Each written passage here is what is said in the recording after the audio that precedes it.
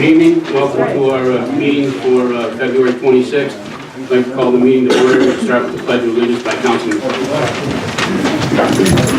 Pledge allegiance to the flag of the United States of America and to the republic for which it stands, one nation, under God, indivisible, with liberty and justice for all. Before we get started, I'd like to take a minute and we could just have a moment of silence for our former town historian, Kim McCartney. She passed away recently, and she did a really good job for us, and she always had a smile on her face for us. So if we could just bow our heads for 10 seconds and her and her family, I'd appreciate it. Thank you.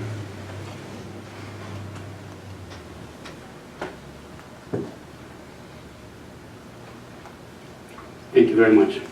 Roll call, please. Councilman Blaisdell. Present. Councilwoman Kerr. Present. Councilman Froelich.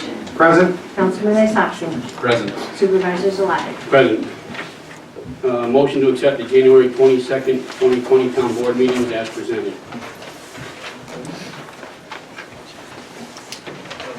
I'll make the motion. Any discussion? Councilman Blaisdell. Yes. Councilwoman Kerr. Yes. Councilman Froelich. Yes. Councilman Isakson. Yes. Supervisor Zalati. Yes. Okay, we'll now have our opening session of public comment. Please limit your comments to 3 minutes. Come on up, sir. 3 minutes, Sean. 3 minutes.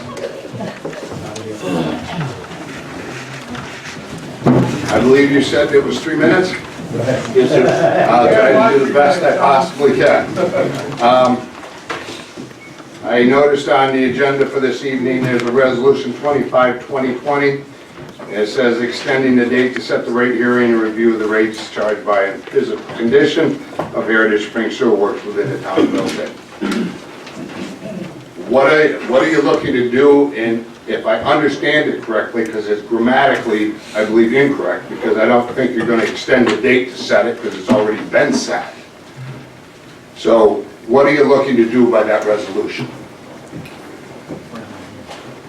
Well, I'm going to eat into your time, Tom, but what we're looking to do is have a controller in the building who can put the paperwork together for us. Darlene has left. We have a part-time controller, and so I don't think we're going to be able to meet that deadline. And so when we get somebody new in here who can work their way around the office, we'll start up again. So we're pushing it back a month.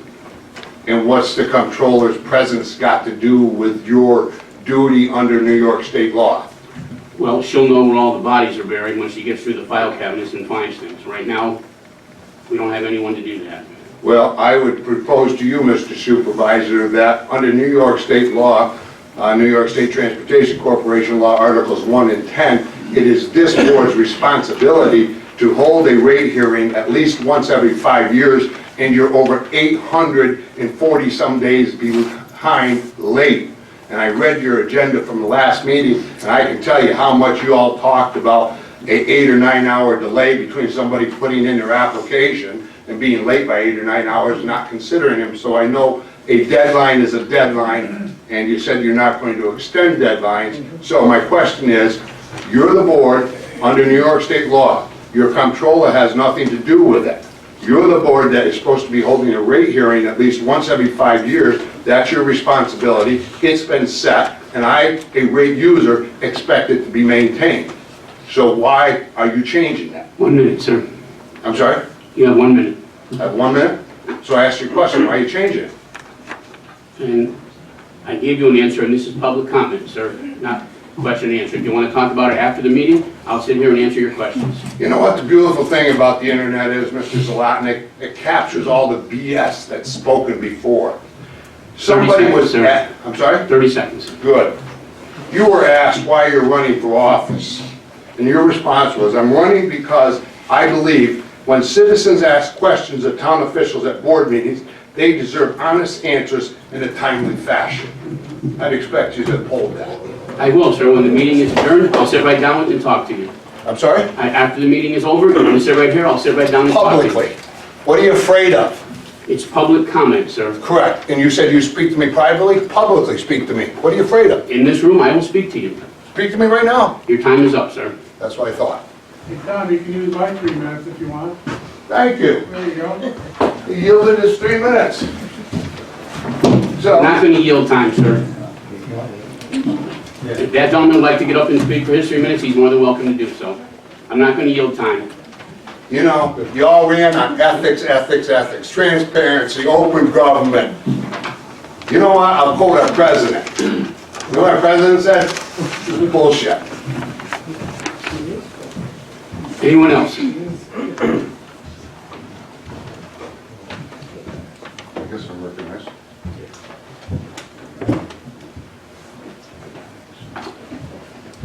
Oops.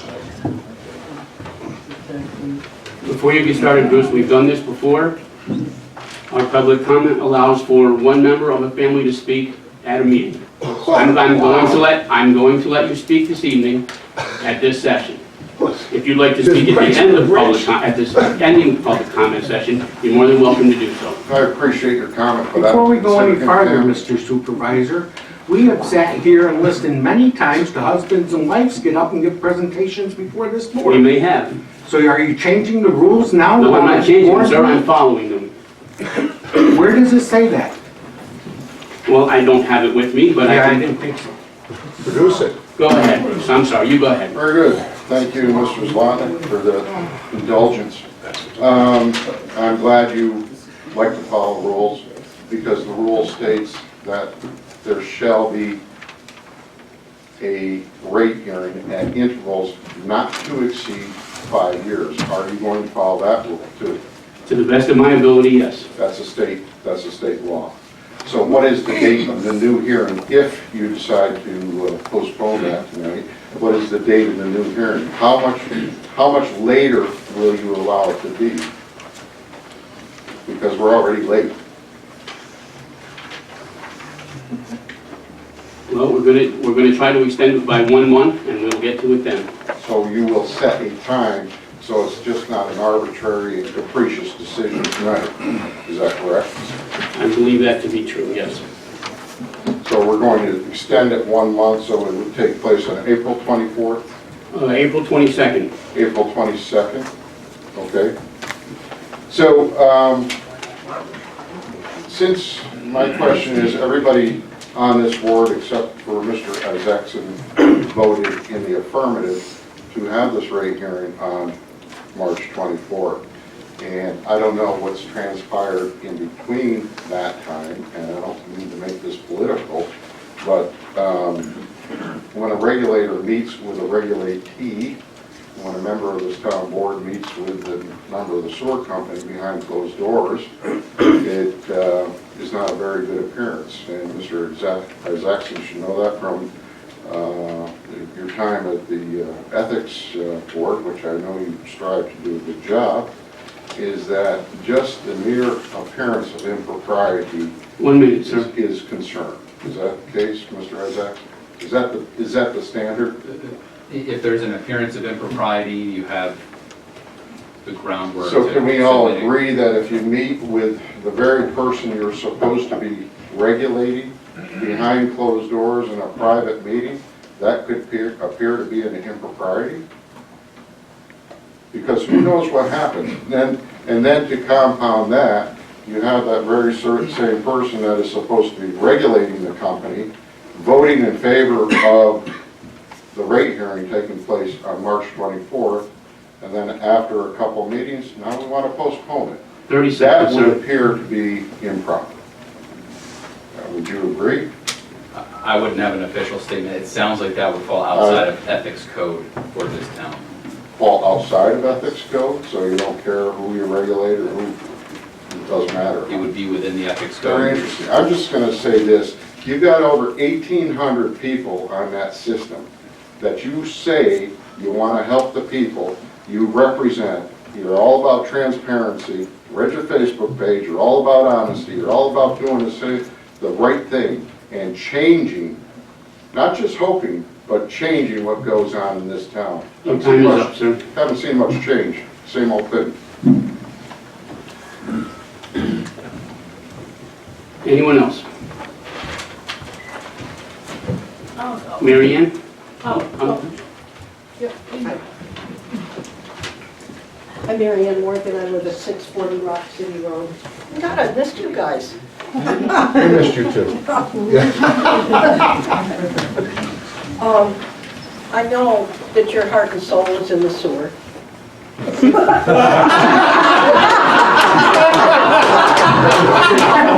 That didn't come out very well. I appreciate an intellectual debate which doesn't occur often in this town. Well, maybe in the next 856 days you'll get one. But I'm glad to see this is something that is long overdue, and I guess it does need to be addressed. But I don't know why prior administrations weren't held to the fire. We did every day Oh, for good. Okay, it's not 72 personal. months I Okay. appeared here. You know that. Scott, you must be thrilled to be off this. Absolutely.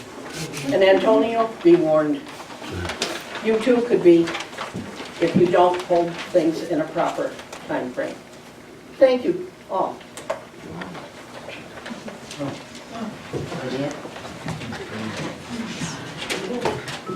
Good evening, everyone. Carrie Jackson, 924 MacArthur Drive. I will take up a few of my seconds here to let everyone in the room know that there are children here, and small town or not, small town politics or not, I ask that you please keep that in mind and that you honor the fact that there is a small child here who is watching our government take place, and that she is sitting next to her father, who sits among you, who serves to defend that flag that we are all here for tonight. So please keep that in mind. The rental law that was passed, I'm here again to speak about that. If I could please have a show of hands, all who are in favor of the short-term rental law, please raise your hands. All who are opposed of the short-term rental law, please raise your hands. Thank you for that. I don't care if this law was about lemonade, the way that it was passed was wrong. So, even if this law was not about the rental problem, it should not have been passed in that way. And everybody knows that. I'm here this evening to again address the short-term rental law. Based on comments made at other meetings, it seems the impression of short-term rental guests is that of large groups of sloppy, drunken people who are loud and disruptive. 1 minute, ma'am. I would like to provide a more accurate picture by quoting emails and public reviews left by our guests. Forrest, I've got Saratoga fever and I'm looking forward to a few days away from my business. And then afterwards he said, love the place, it's so quiet, I slept well. Susan, we had a wonderful weekend. Milton is a great town. Love the grocery store and the small town hardware store. Hope to have come home with more in my pocket, but we had fun regardless. Ralph and Carol, thank you for a wonderful place to stay. We love sitting out back and watching the birds. I haven't seen my family in over 2.5 years. My niece is having a baby, and at $600 a night, there is no way we could have afforded to visit her during the summer. Thank you for sharing your home with us. 30 seconds. Dan, we booked this property when we got tickets to SPAC and needed a place to stay. Less than 10 minutes and a fraction of the cost to stay in the nearby hotels. Melissa, the property was a perfect place to stay for my husband and I. It was very peaceful. We slept until 9:30 both mornings. Thank you for sharing your home with us. In closing, if there is a committee being formed tonight, I request that a stay of the law take place until everything is figured out. Thank you. Thank you.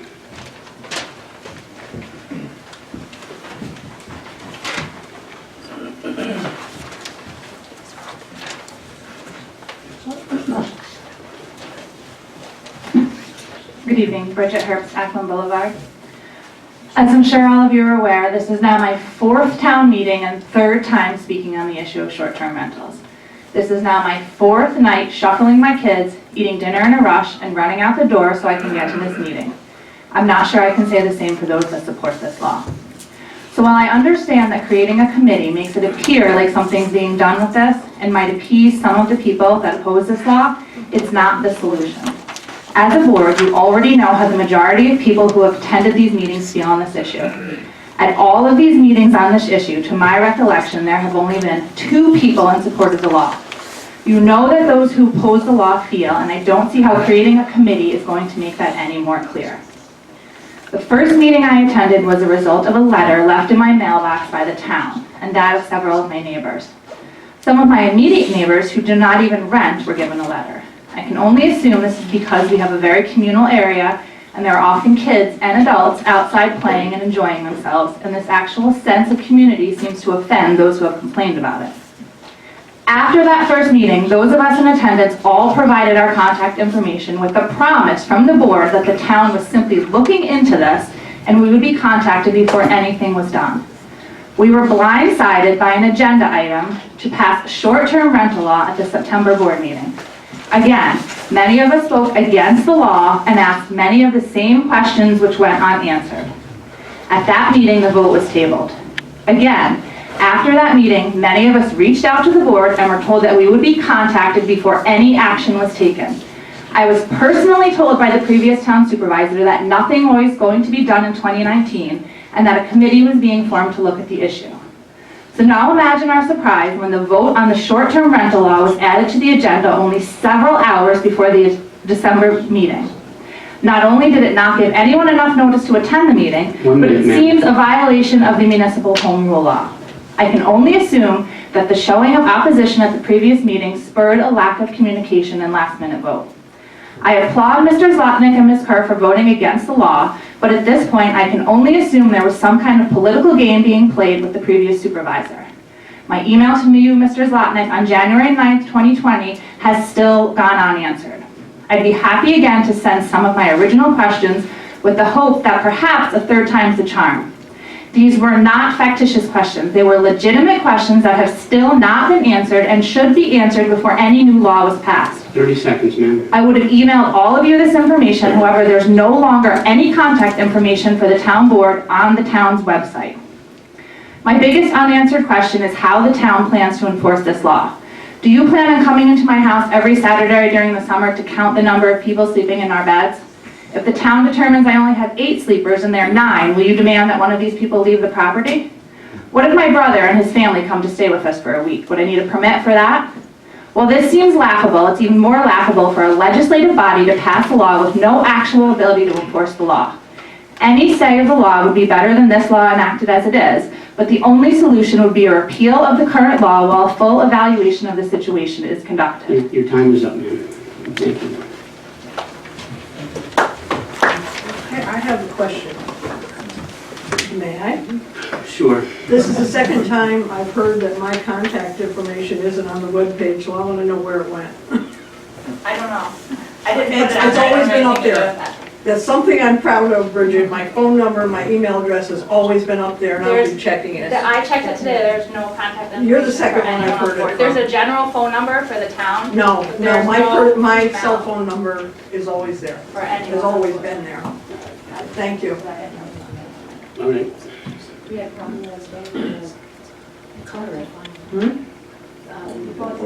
Yeah, there was a problem. Something did affect the website the other day, so, but I think that got resolved.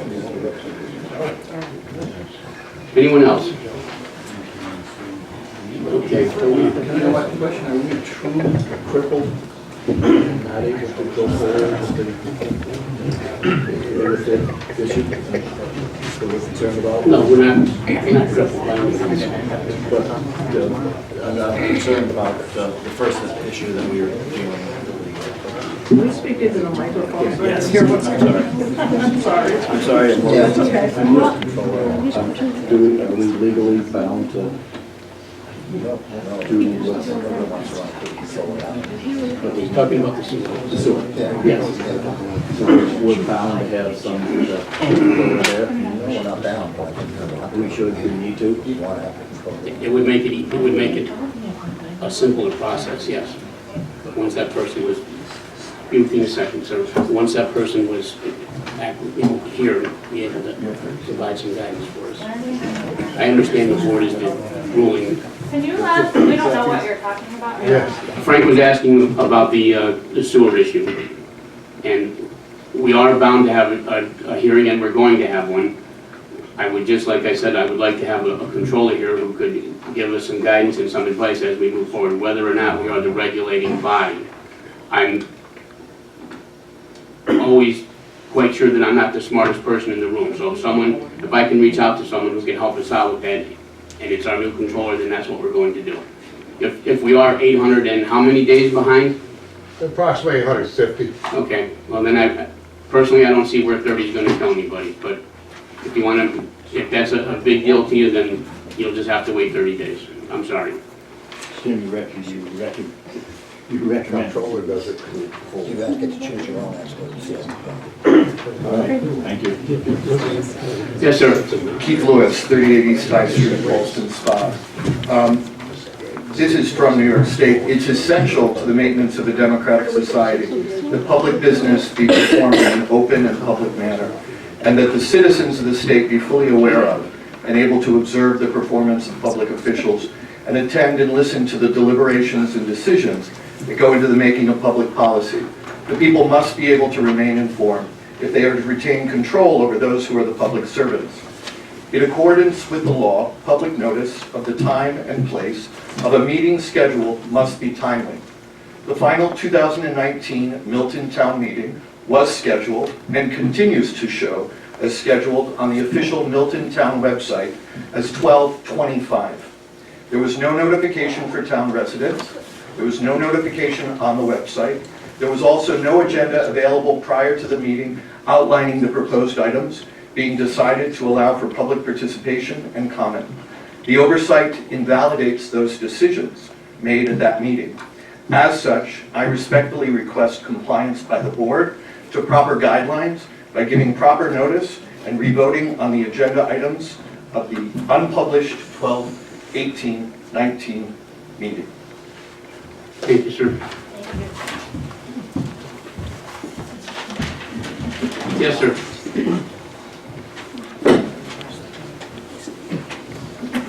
My name is Bob Muller. I live at 34 Catskill Way. My daughter lives at 36 Catskill Way. My son lives at 27 Catskill Way. And she's your doctor beside the firehouse, Dr. Susan Muller. And didn't intend to come here. Right? First meeting I ever been to. But I read the papers and I read the Times. I looked at the headline in Times Union and I said, what in the world is this doing? And the headline in Times Union.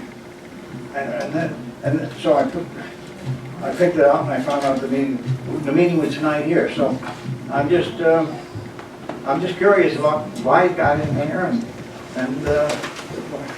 I can't understand it. So that's all.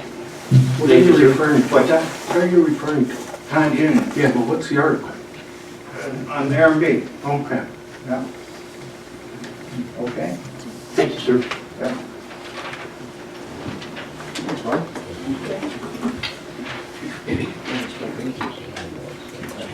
Okay. Moving on to correspondence. I have a letter here. Dear Supervisor and Board members of Town of Milton, my name is Joseph Aruolo. I reside at 241 Round Street, Boston Spa. I attended the November 2019 board meeting to voice my concern about a troubling situation that occurred to my son Joe on October 23rd at the intersection of Round Street and Geyser Road. The vehicle was making a left-hand turn from Geyser Road onto Round Street heading south. The driver of that vehicle rushed the light as it changed red. As that vehicle was making the turn, it struck my son that was crossing from left side Cumberland Farms. I'm requesting crosswalk signals be installed on all four corners of that intersection so that pedestrians wishing to cross this very busy intersection can do so more safely. We've already had an incident of someone getting hurt. Let's not wait until someone gets killed. I feel like my concerns fell on deaf ears as I received a copy of those minutes from the meeting in November, that night's agenda, and all other public comments were there, but not mine. I'm asking for a personal and public response back. Thank you, Joseph Aruolo. I'm not sure if that individual is here this evening or not, but I have spoken to Jason Kemper at the County Planning Committee, and one of the problems that we're going to have putting crosswalk signals in, not an obstacle, just a problem, is that the town owns that intersection. When we took it over as town center, the county abandoned that section of road, and so that expense would be on the town. I'm beginning to have conversations with Jason about funding, grants, and what else might be available. I agree with that gentleman's concern. Something does need to be done there, and we are looking into it. I think the one thing you have to remember, Mr. Supervisor, if you do it for that intersection, you also have to do it for the other the one other cross intersection at Deer Run Drive. And so you're talking, instead of 4, you're talking 11. Yes, I'm aware of that. Jason is too. Next is a motion, or a resolution from the County Board of Supervisors awarding the 2019 Trails Grants. Resolved that the County Board of Saratoga Supervisors authorizes payment under the Trail Grant Program of $50,000 plus $18,535.44 from the Trails Reserve for the following municipalities. There's 10 of them there. I'm not going to read all 10 of them for us, but the town of Milton did get the amount of $10,000 for a feasibility study to take all of the town-owned parklands into consideration for planning a trail network amongst them and connecting to the village of Ballston Spa. Next, a letter from Jason Miller regarding vacation rollover and requesting to roll over 40 hours of vacation time into next year, starting 2/24/20. Please let me know if you have any questions. Thank you, Jason Miller. So, motion to approve Jason's request to roll over 40 hours of vacation time. So moved. Second. Any discussion? Councilman Blaisdell. Yes. Councilwoman Kerr. Yes. Councilman Froelich. Yes. Councilman Isakson. Yes. Supervisor Zalotnik. Yes. Dear town board members, I'm requesting that 29 hours of my vacation time be carried over into the next year. Thank you in advance for your consideration. Sincerely, Sean Mulvaney. Motion to approve Sean's request to roll over 29 hours of vacation. I'll make a motion. Second. Any discussion? Councilman Blaisdell. Yes. Councilwoman Kerr. Yes. Councilman Froelich. Yes. Councilman Isakson. Yes. Supervisor Zalotnik. Yes. This one came in very late this afternoon. Dear Supervisor Zlotnick and Town Board, I am interested in attending the 2020 Stand Up for Animal Shelters, Animal Crimes and Advocacy. This is being held at the Mohawk Humane Society in Manans. The course runs from March 2nd. There is no cost for training. Topics discussed will be, but not limited to, steps for responding to animal cruelty cases, crime scene analysis, evidence recognition, and critical documentation by first responders. Thank you in advance for your time and consideration. Sincerely, Arsene Poliak. Motion to approve Arsene's request to attend training. I'll make that motion. Second. Any discussion? Councilman Blaisdell. Yes. Councilwoman Kerr. Yes. Councilman Froelich. Yes. Councilman Isakson. Yes. Supervisor Zalotnik. Yes. Motion to accept Darlene Allen's resignation from the position of Town Comptroller effective February 7th. So moved. Second. Any discussion? Councilman Blaisdell. Yes. Councilwoman Kerr. Yes. Councilman Froelich. Yes. Councilman Isakson. Yes. Supervisor Zalotnik. Yes. Motion to accept bids for mold testing in Town Hall. I believe I emailed all of you a report that we had from Pro Labs. Bill did some testing downstairs and they did find penicillin, not penicillin. Darn, we could use the extra money. But it says it's a not elevated level of it, but that does also read that usually that means there's a water problem. Not elevated means it's a level that you find just about everywhere, but in a basement, which we have downstairs, that says it could indicate there's a water problem down. So that could be a health issue for everybody in the building. Obviously, with the spots that we have in the ceiling, we know there's water places. So when things start to dry out or stay wet for a long time, we know they get to be moldy. We do have a quote from a company called Arch Environmental. It's for 26 mold samples. The price would be $35.10. That includes all the spaces, analyzation of results, and a report with their findings and recommendations. There was 2 other bids. One was incredibly low and ineffective. It was 3 tests, and the other one was about $1,000, and that was only for 5 or 6 tests. So I don't think putting 6 spots out in this entire building is going to give us a fair reading. I think this is where we should be going with this. Is this one just checking airborne? All spaces sampled, analyzation, and a report on the findings. Some of it's air, and some of it would be other testing. Yeah, my concern, Mr. Supervisor, is we know we have a mold problem. We've known that since about 2015. I think this would give us, I think doing a study into our mold issue to make sure we don't have a serious problem, along with our roof issue, which I spoke to you about the other day, should be extensive. I just don't think having, tests done in a quick manner is going to help us. well, Bill seemed to think that this gentleman would do a rather extensive survey of the building. 26 samplings is rather extensive. Bill was comfortable with this individual. He's our building inspector. Because I dare say right behind your head above that American flag, there's probably mold, Well, it probably is. because it's growing through the ceiling. Yeah, and that will be later on down in new business. But I can ask Bill for a couple more quotes if everybody's comfortable with that.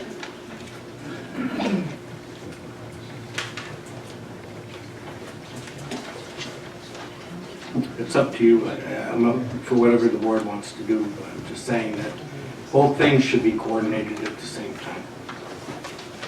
May I ask, have we done any testing to date? No. Well, the one test that Bill did, which was very, But no outside sources come in? No, Bill went and got 2 home mold tests, put them out on a Friday. When he came back in on Monday, the 2 petri dishes had white fuzzies in them. He sent them out. The report that I sent to you folks was the result of that. So obviously there's, which didn't necessarily show anything bad, no, it didn't. It said because it was normal Right. mold that grows every day. People have it probably in their homes. That was something that comes from food and other stuff that's around the house. But it does put us on notice, and we ought to be looking into this.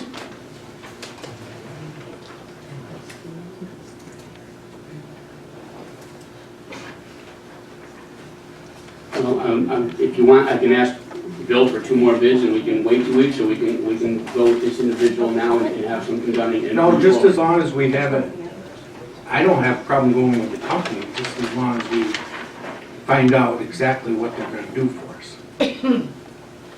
I'll call the company tomorrow and get a detailed, estimate, and pass it on to you guys when I get it.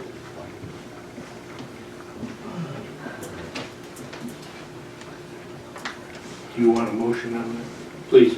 I'll make a motion that we go with you listed them off, Mr. Supervisor. Which one did you want there? Arch Environmental. Arts Environmental to do mold testing for the town hall. I'll second. Any further discussion? Councilman Blaisdell. Yes. Councilwoman Kerr. Yes. Councilman Froelich. Yes. Councilman Isakson. Yes. Supervisor Zalotnik. Yes. Thank you. Resolution 24-20. Resolution requesting the first responders in the town of Milton be granted similar privacy rights to that of law enforcement officials as it relates to discovery in the new New York State criminal procedure law.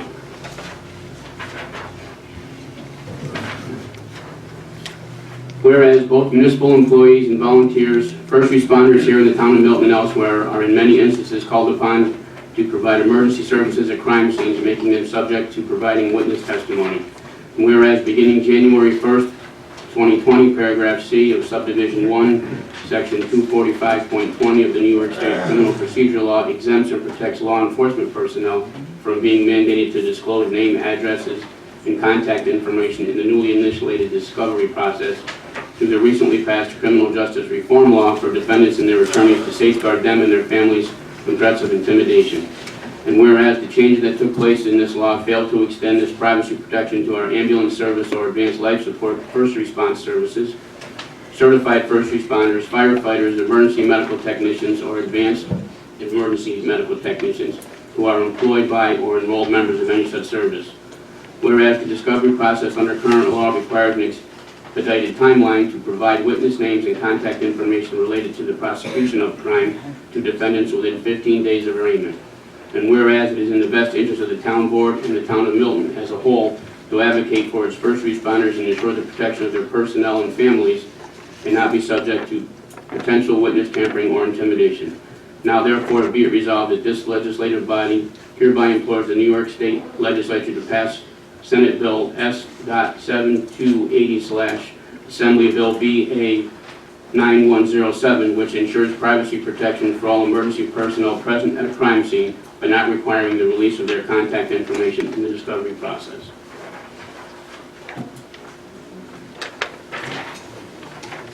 You need, I need a motion. Yeah. I'll make that motion. Second.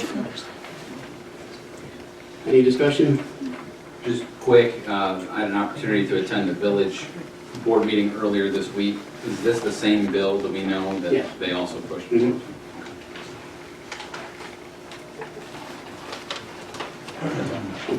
Councilman Blaisdell. Yes. Councilwoman Kerr. Yes. Councilman Froelich. Yes. Councilman Isakson. Yes. Supervisor Zalotnik. Yes. Resolution 25, resolution extending the date to set the rate hearing and review of rates charged by and physical condition of Heritage Springs Sewer Works, Inc. within the town of Milton. Whereas a resolution to set rate hearing and review of the rates charged by and the physical condition of Heritage Springs Sewer Works was approved and passed by the town board on the meeting of December 18, 2019, and whereas as part of that process, it was necessary for the town controller to review the reports and financial reports provided by the sewer company, and whereas due to the untimely resignation and pending replacement of the town controller, that review process has been and will be delayed for an uncertain amount of time. Whereas the town board of the town of Milton believes an extension of time is warranted before holding the rate hearing, as the controller's review, opinions, and comments are an essential and integral part of the review process. And whereas the board believes it is best to adjourn the hearing to another date to allow adequate time for the new controller to come up to speed and properly review what needs to be reviewed and provide input thereon. Now therefore be it resolved that the town board of the town of Milton hereby cancels the hearing set for March 24th and reschedules it for April 22nd, 2020 at 7:10 p.m. unless further adjournment is made. Can I have a motion, please? So how long is the postponement? 1 month. At this point, 1 month? 1 month. And we're set on that. It's the best we can be. Yes. Thank you.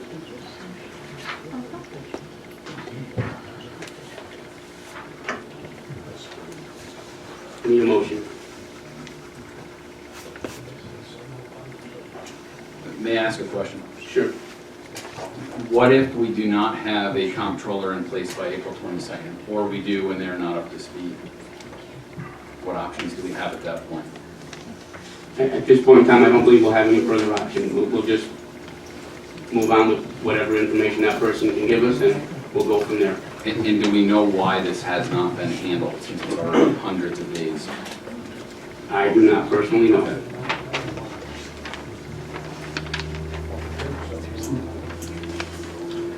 Well, then I will say, I'll make the motion with the point that we will have no choice but to proceed by April 22nd. That we're not going any further than April 22nd. No, no further. Still need a second.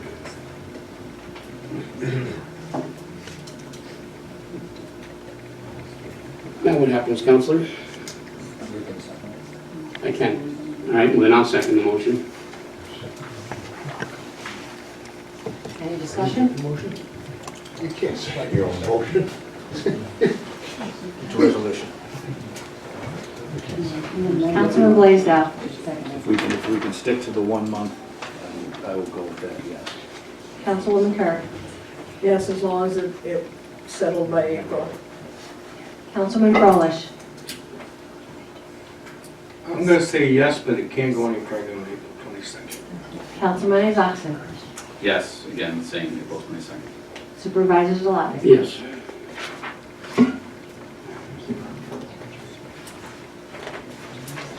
Jim, which one of these comes first?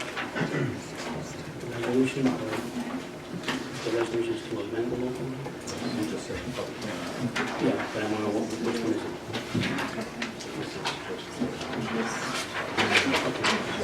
Neither one of you want to setting public hearing.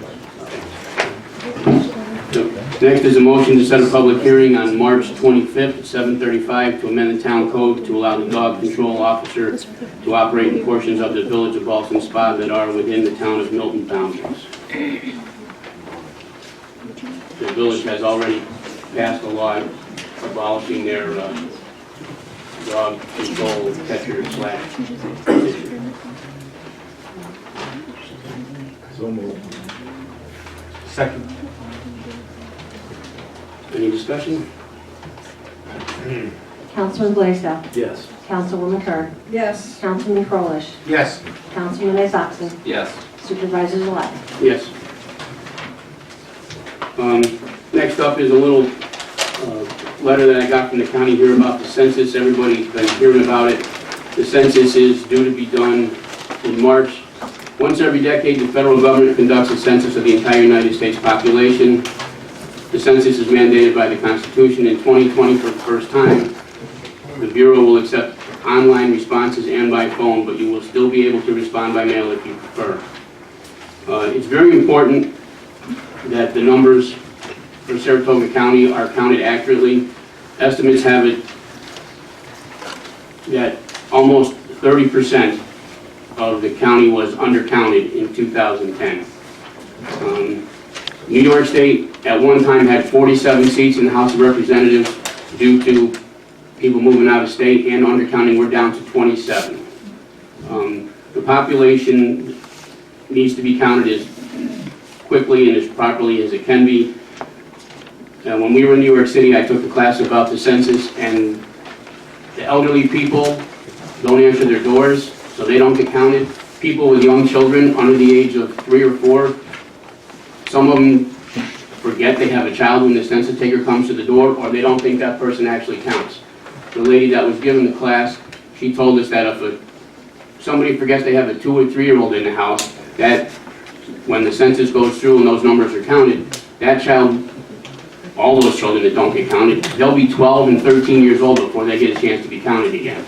So the county can lose out, the town can lose out, even the state can lose out on millions of dollars that's out there. The money's going to go to whatever population gets counted. We just need to make sure that our part of it is going to be good. So I'm going to have Brendan put a couple things up on our website and our Facebook page about how to respond to the census. I just can't emphasize enough how important it is that everybody in the county, especially, well, our town especially, but the county too, just make sure you fill out your form, or do it online, do it by phone. Just get it done. It's very important. For the next 10 years, our representatives, how much money we get for school aid, state aid, veterans aid, all that stuff is tied to the census. So it's very important that everybody get a chance to be counted. Okay. Thank you. Next up, I know this short-term rental law has caused a lot of concern for everybody. I've asked Councilwoman Kerr to chair a committee with 4 residents. I'm hoping to find 2 people that are for this law that was passed, and obviously I know there's at least 2 people that are against this law that was passed. I would like the 5 of those people to get together and try to hammer out something that works for everyone. I'm really reticent to repeal a law that was passed for the simple reason of, in 4 or 5 years, laws that we pass, if someone's not happy with them, they get repealed. If we can come up with a solution or reasons why this should be repealed, then the board will listen to those. So I'm going to ask people who are... We've done this 4 times, it was passed in 3 hours. We've spoken at 4 Okay, different all right. meetings. Not already. I've heard both sides of this. I have received several phone calls from people who are in favor of this law. I've received a couple letters from people who are in favor of this law. You have proof of them and where they live and what's the deal? I will answer those questions after the meeting, sir. I'll be here. I'm really hoping people from both sides step up. I don't. You both voted no.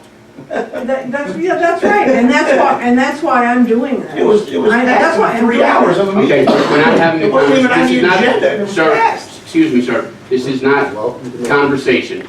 We will, after the meeting, you want to, I'll sit here, right at the table with you, and I'll answer your questions as best I can. Okay? I've also, Thank you. Whoever wants it, stay with the meeting with me. Vinnie, I've also asked Councilman Isaacson to sit in on this and kind of an outside view because he wasn't totally involved in this and he's offered to do that, so he'll be joining me. Okay. Next up is the appointment of Bill Lewis, Kevin Harkin, and J.D. Wood to a committee to review and make recommendations pertaining to the Route 50 Transition Strategic Plan. I will chair that committee. That plan hasn't been looked at since 2005. I think in 15 years, the demographic of the town has changed to what people are looking for, and the uses of that piece of land should be looked at and updated. Moving on to reports. Animal control. For the month of January, there were 86 phone calls, 4 lost dogs, 3 animals taken to the shelter, 1 abuse complaint, 1 appearance ticket, 3 miscellaneous cases, 36 delinquent licenses, and 6 miscellaneous violations and summonses submitted by our senior program. Building department. Building Department report for January 2020. Dear Supervisor Zalotnik and Town Board members, during the month of January, the Building Department processed 12 building permits and collected $1,342.40 in building permit fees. We completed 96 construction inspections, 20 fire safety inspections, and responded to 19 code enforcement complaints. A total of 25 permits were closed, with 15 certificates of occupancy and 10 certificates of compliance being issued. We also collected $1,000 in planning fees, $250 in zoning fees, and $2,000 in sewer connection fees. Please find the appropriate itemized reports attached. Respectfully submitted, William Lewis, Building Inspector. Historian's report. That's you? Yes. Oh, I'm sorry, I skipped that one. Yeah. Sorry, go ahead, I'll go back to that. There's lots of history happening this month, so I've got lots to tell you about. The Historic Structures and Places Committee met on February 19th here at Town Hall at 6:30. And we discussed the West Milton Cemetery, the Brookside Museum, the new Heritage Award recipient that'll be announced for September, a newly found arrowhead, 2 recent Kesslering reports, a Pomeroy grant for a new roadside marker to highlight the Caterhouse Creek. WNYT on TV has this Day in History segment, and we had some discussion about that and what we're going to do with that. And we also talked about Ken McCartney's book on cemeteries that is in the process of being published now. If you have any interest in the town history, please feel free to join us. Our next meeting is Thursday, March 26th at 6:30 here at Town Hall. The Saratoga County History Roundtable met on Saturday, February 22nd at Brookside, and there was a program on capturing oral history presented by some representatives from Rutgers University and their oral history project. We have 15 cassette tapes that will be converted to a digital format, and that we'll be looking for local individuals to share some of their memories with us to expand oral history throughout the county. The next roundtable program will be on Thursday, March 19th at Brookside, where members of Heritage Hunters will be giving a hands-on introduction to genealogy research via various online resources. Also, the county historian will be there, Lauren Roberts, helping folks research residents that might have been at the county poorhouse circa 1900. And on February 15th, I attended the Heritage Hunters monthly meeting in Schuylerville. I heard about the Ticonderoga Historical Society and its holdings, which is very interesting.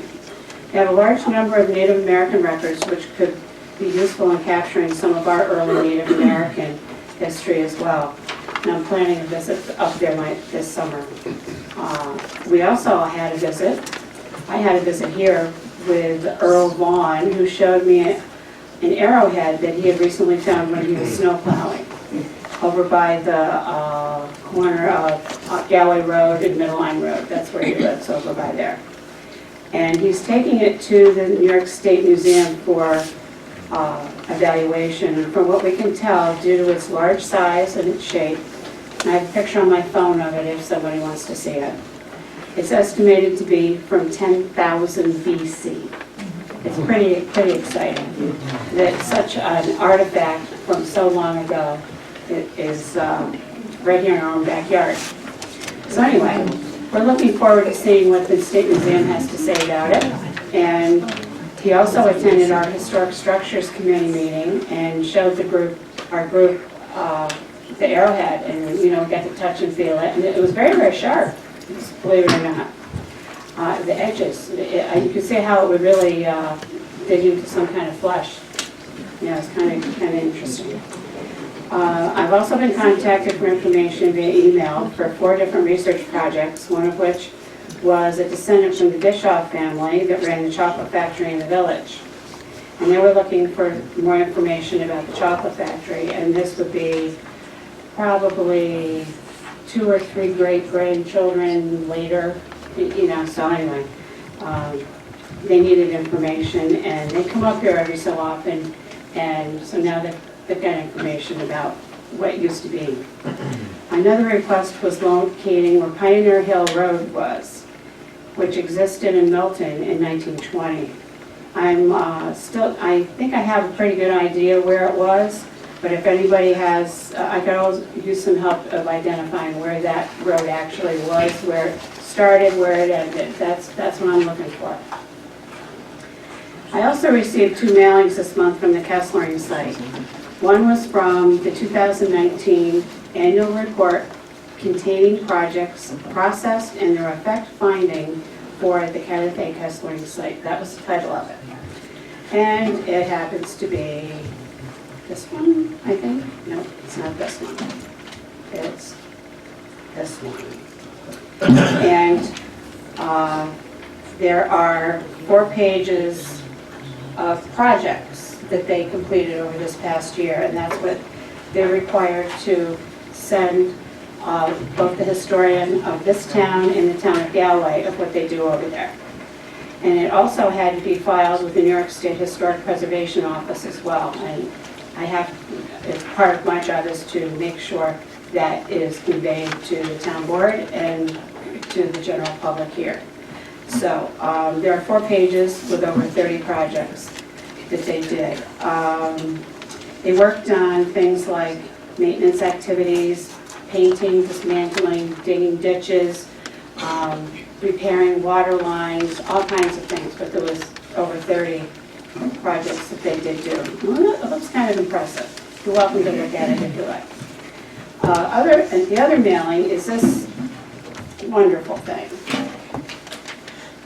Probably about 2 years ago, shortly after I became town historian,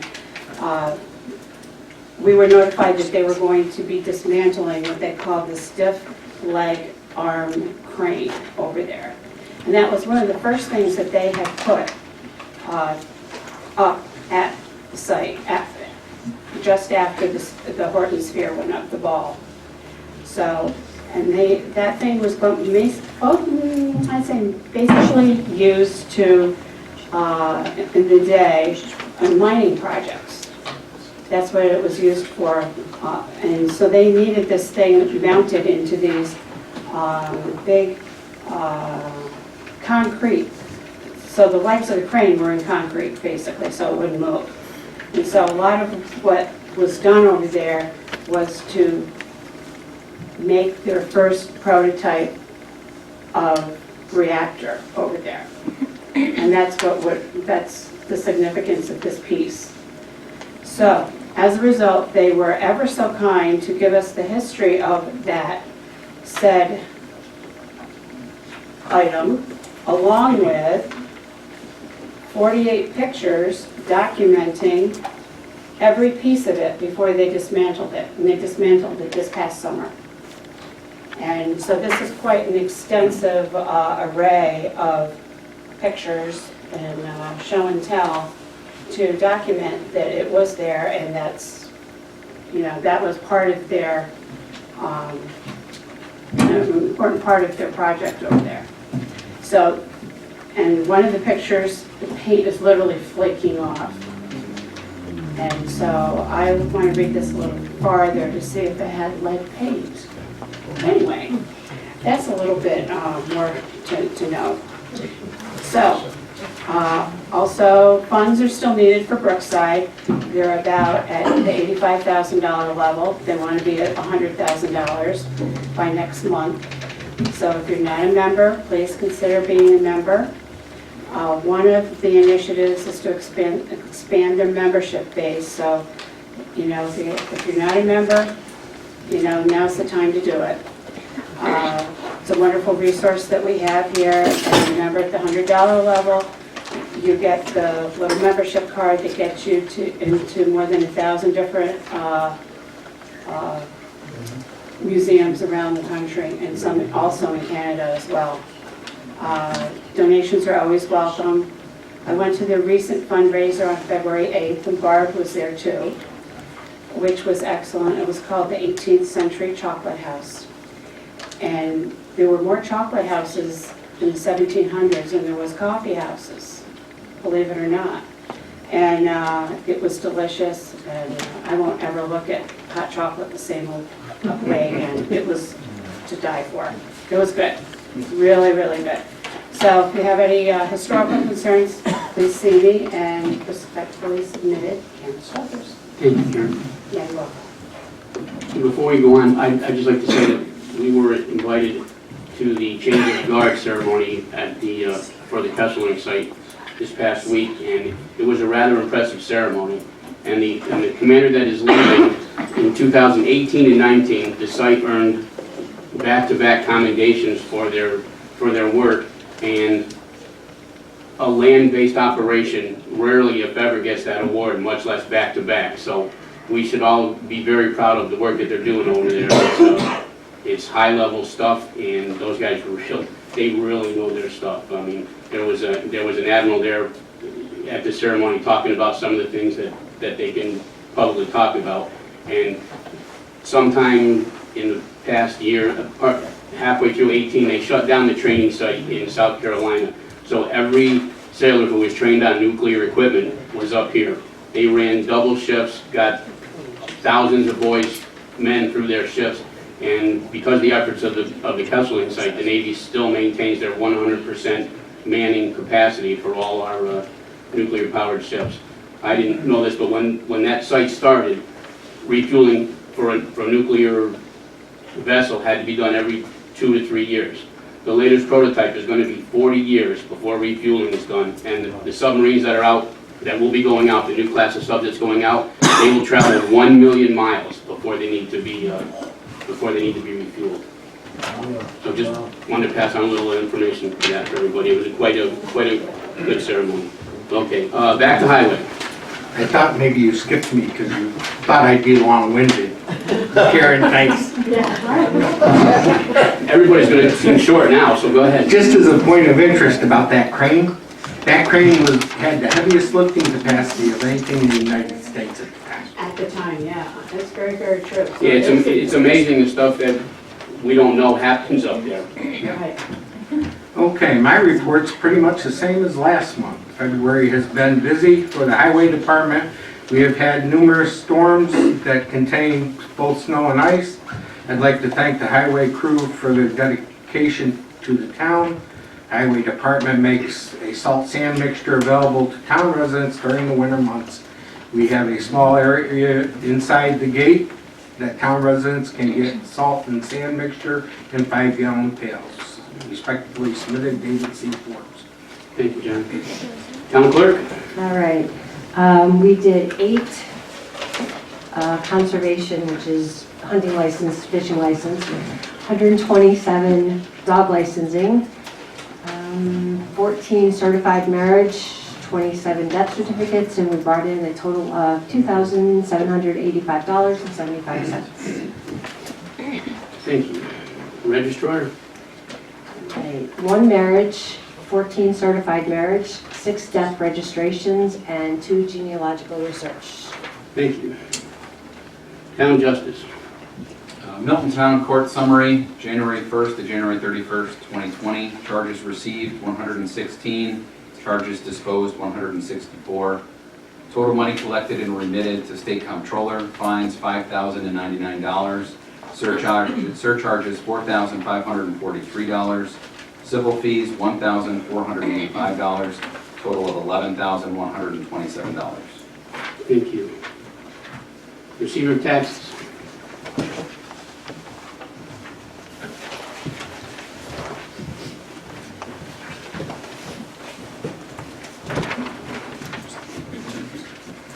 Good evening, Supervisor Slotnick and Town Board members. Taxes collected from January 2nd to February 19th were $6,971,189.84. As of February 19th, 84% of the taxes had been collected.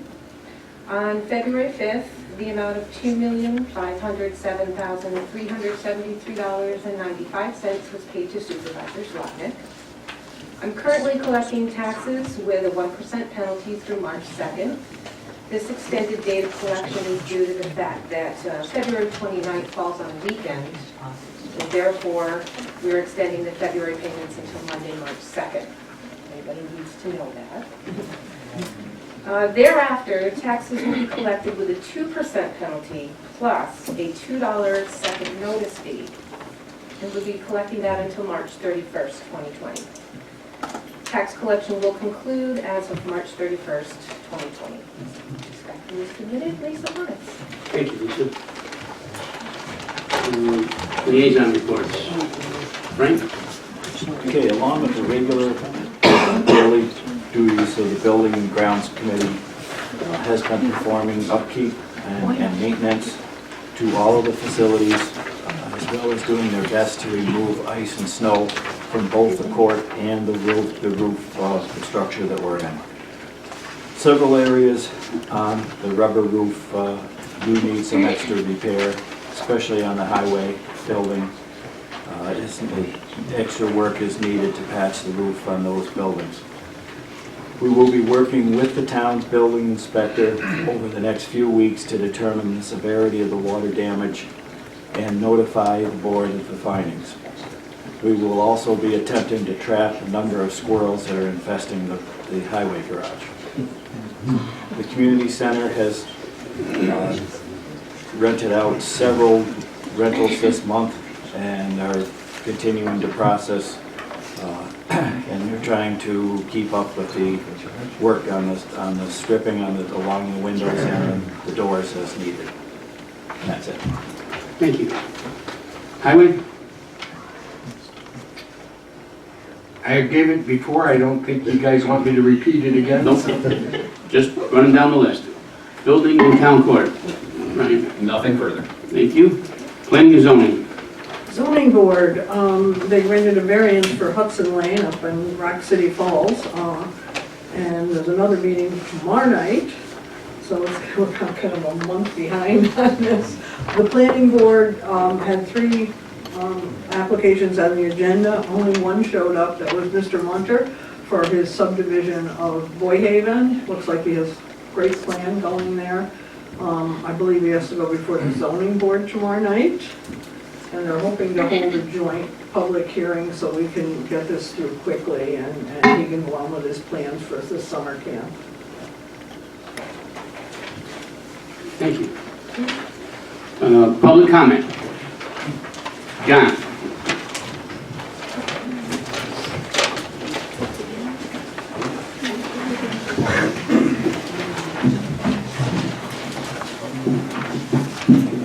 John O'Leary, Van Castle Lane. I was very curious about this short-term rental law, so I picked up a copy of it and I tried to find out what the issues were all about, and particularly the purpose. one of the main things in regarding the purpose, you indicated in the law you wanted to, there's a potential to create a threat to public health, safety, and well-being within the town as a result of the short-term rentals. Well, this is regarding the Airbnb issues. I've been in the town 47 years, and for 47 years, we've been renting properties for summer rentals to attract people. I can't see where we have a different exposure here between the tract rentals and Airbnb and the threat to public safety. All of those issues were always addressed with the current ordinances that we currently have on the books right now.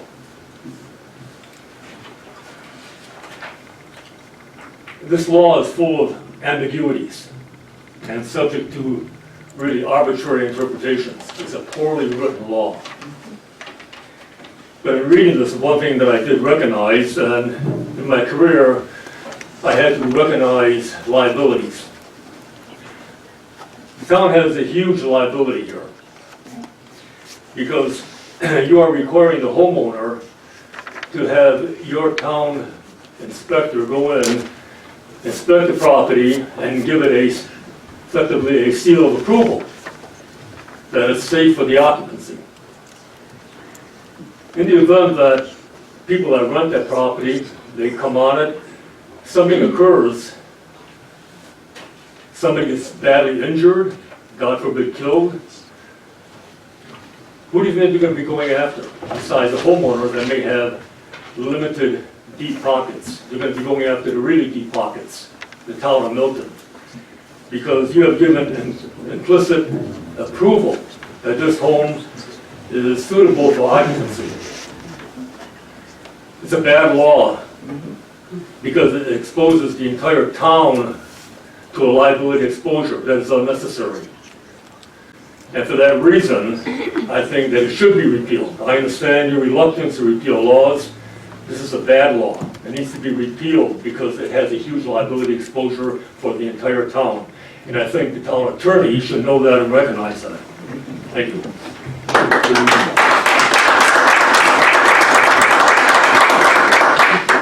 Anyone else? Tony?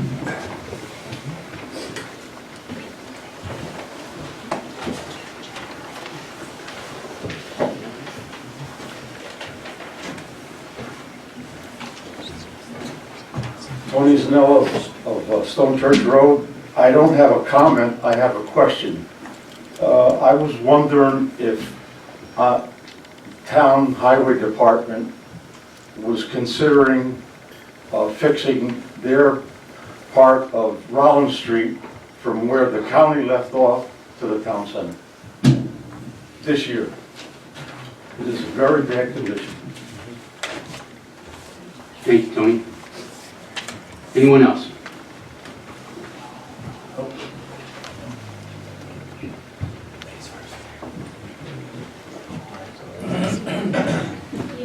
Jenna Singer, Acton Boulevard. As a voter, I trust in the process and hope that I can trust elected officials. I have to say I was very disappointed in December when the short-term rental law was passed as a last-minute agenda item, even after residents had been told in the fall that the issue would be revisited after the first of the new year 2020. The new ruling creates conflict for those who are already receiving requests for rentals this coming summer. People do not want to be in violation of town rules by accepting rentals, but also do not want to obtain a permit under a law which we oppose. As such, I'm hoping you at least put a stay in place while we can allow a reasonable time for the issue to be resolved. As for the resolution of the issue, I hope that you rely on reasonable citizens to address this topic and ultimately repeal this law. I have to say that in the last 2 years, I have had a neighbor call the Saratoga County Sheriff's on my family 3 times. All of those times, we have been hosting 3 or less families with small children in our backyard pool, and all of the calls were made before 9 p.m.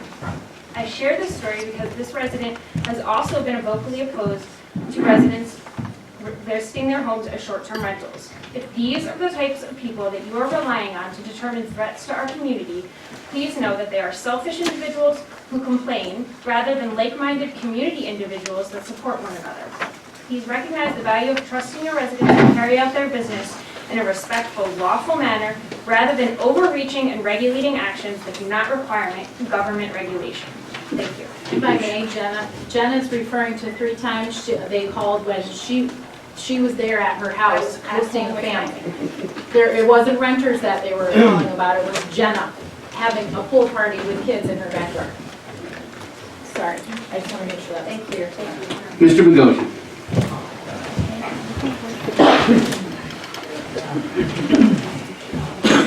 I also miss coming here.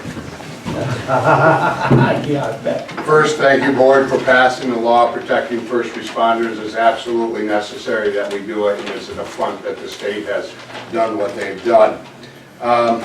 Couple quick questions or comments. The resolution that was passed on December 18th was a unanimous vote, and the only one that didn't vote for it was Mr. Isaacson. Good enough. Everyone else here on vote voted for that.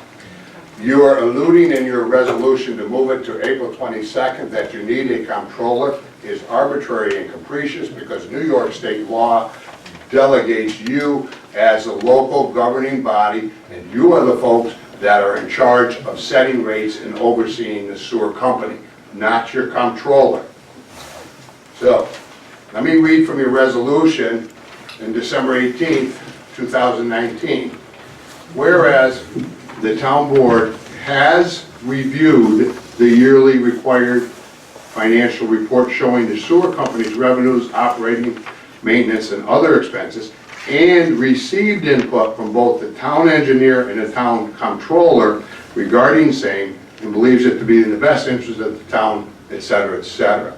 So the resolution that you voted on, that set to March 24th, said that you've received the input from the comptroller, from the engineer, and you've said it. And now you are putting forth a flimsy excuse that you don't have a comptroller. I appreciate the comments over on this end of the table that mentioned, what if we don't have a comptroller? What do? Keep ignoring state law and pushing and kicking the can down the road? It is incumbent upon this board, it is your responsibility to see that the law is upheld, and I find it ironic that you don't want to repeal a law. I don't know anything about the rent, don't rent. 1 minute, sir. But, great, but you just repealed one that you did in December. That's what you did. You repealed resolution, whatever it was, 40/2019, and then you sit here and you tell these folks that you're reluctant to repeal the law. Thank you. Thank you, sir. Anyone else? This wasn't the board that was in power in December. Board, I'm reading this on behalf of Kim Gentlemen. My turn. Gentlemen, someone else has the floor, please. All right, I'm reading this on behalf of Kitamodio of MacArthur Drive. She could not be here tonight as her son's hockey team had a sectional game. We urge to repeal the rental ordinance and consider an approach like a rental registry that would avoid legal liability for the town of Milton and foster the spirit of hospitality and respect for the rights of homeowners, while focusing on protecting quiet, clean, and safe neighborhoods. The current rental ordinance needlessly punishes law-abiding citizens who today rent their personal homes and property responsibly, cause no nuances, and comply with already existing town regulations.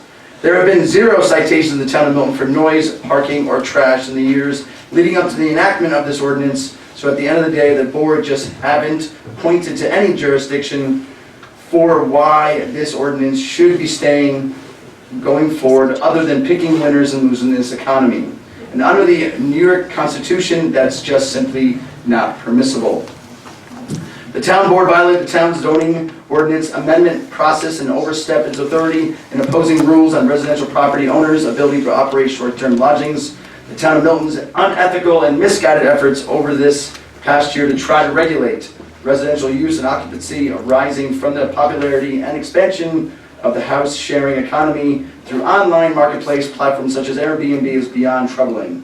An explicit amendment to address short-term lodgings was unnecessary. The because the zoning ordinance did not impose any restrictions specifying how long individuals must occupy a building designated for residential use or the method by which they are allowed to occupy the building.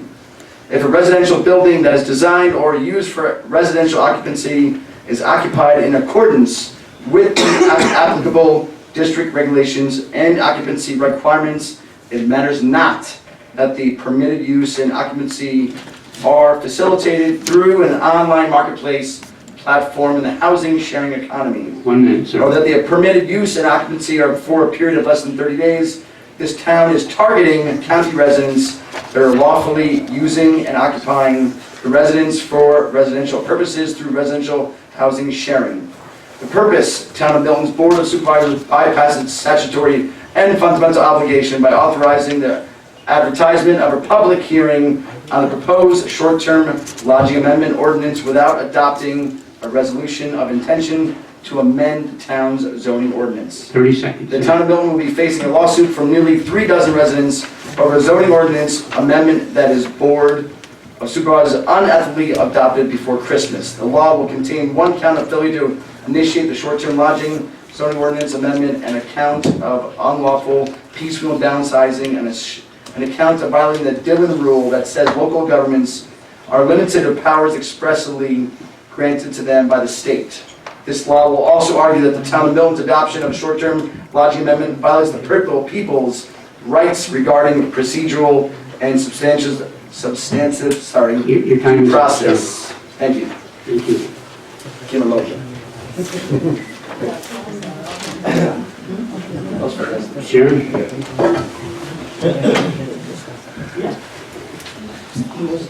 Sherry Ann Bowles, 3765 Lewis Road. I've been at many meetings listening to you folks about this law. I would ask the board to repeal it because I think we're in more danger by the bail reform law than we are by these folks renting to people and making a little money on the side. I agree with your comment about insurances. I think we're getting on a slippery slope if we continue to inspect buildings and say they're suitable and something happens. I don't know if the town attorney has looked into this, if there's been a decision on that or a statement on that at all, but I just want these folks to know that I stand in favor with them, that it should be repealed. I know it's not in our best interest to repeal laws repeatedly, but it wasn't done properly, and I think that it's important that we listen to these folks. Thank you. Thank you. Thank you. Anyone else?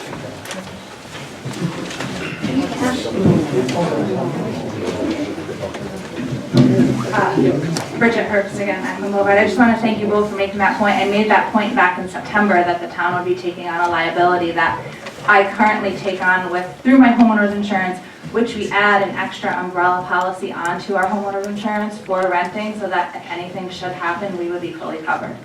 I just wanted to add to what Ms. Jackson said earlier about who we rent to and our renters.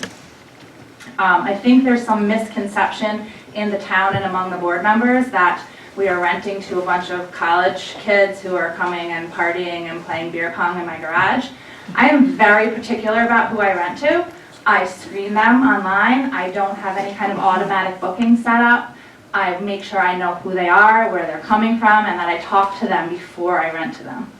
We charge $1,200 a night with an additional $800 security deposit in cash, $150 cleaning fee, and they either need to pay an additional $3,000 security deposit or purchase a security policy through the rental website. Half of this is due at the time that they book on their credit card.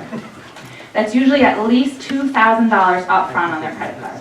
This means that the people renting my home are not college guys on a last-minute weekend to the track. They are financially established people on a well-deserved vacation. We have all 5-star reviews on our property. I'm very selective about who I rent to. I have declined several requests this season alone because of the size or age of the group that's looking to rent. As I tell all of our renters in their welcome package, which I personally give them when they come to our house and give them a tour of our home, this is our family home. It's not a rental property that we own and rent out. My 3 children live here all week. We only rent Friday to Sunday during the summer while we were camping. I expect them to treat my home as they would want anyone to treat their home. Here are some of our reviews. Communication was so great with the hosts and very easy to contact. Overall, I highly recommend. 1 minute, ma'am. Bridget made my first VRBO experience an excellent one. The house was great and she and her husband were very communicative, and I would highly recommend their property. The owners are wonderful, very responsive. If you ever need anything, I would definitely recommend renting this house. First class experience renting this home. It started with great communication with the owners leading up to the trip. Bridget and Darren were both phenomenal to deal with in preparation for our trip and after we arrived. We could not have been more pleased with our experience, and I would highly recommend this property to anyone. 30 seconds. Thank you.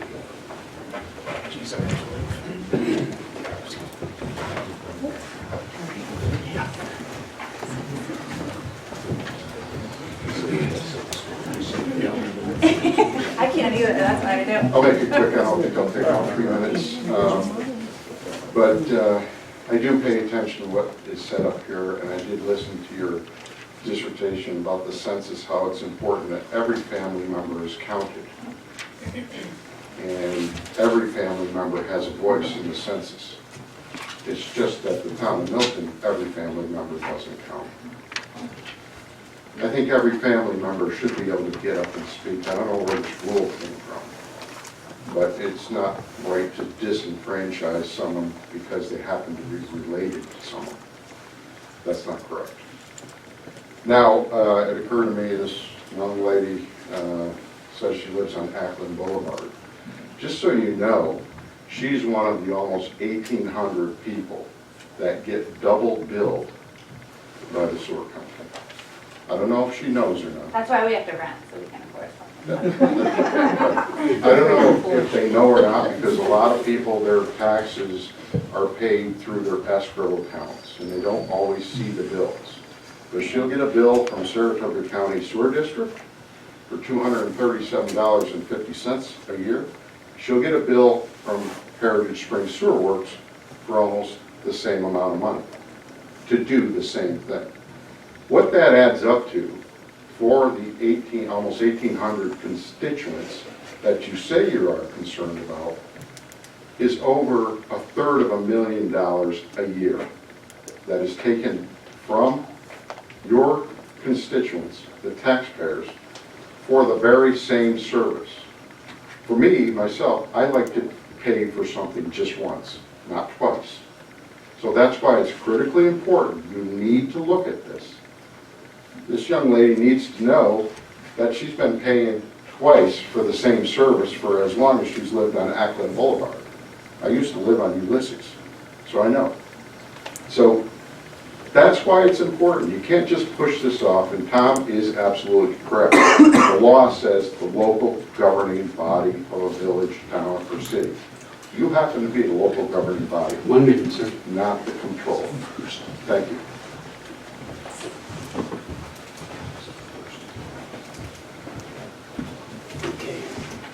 Finally, Saturday is February 29th. We have an extra day in the year. There is all kinds of movements around calling it the Leap of Kindness Day.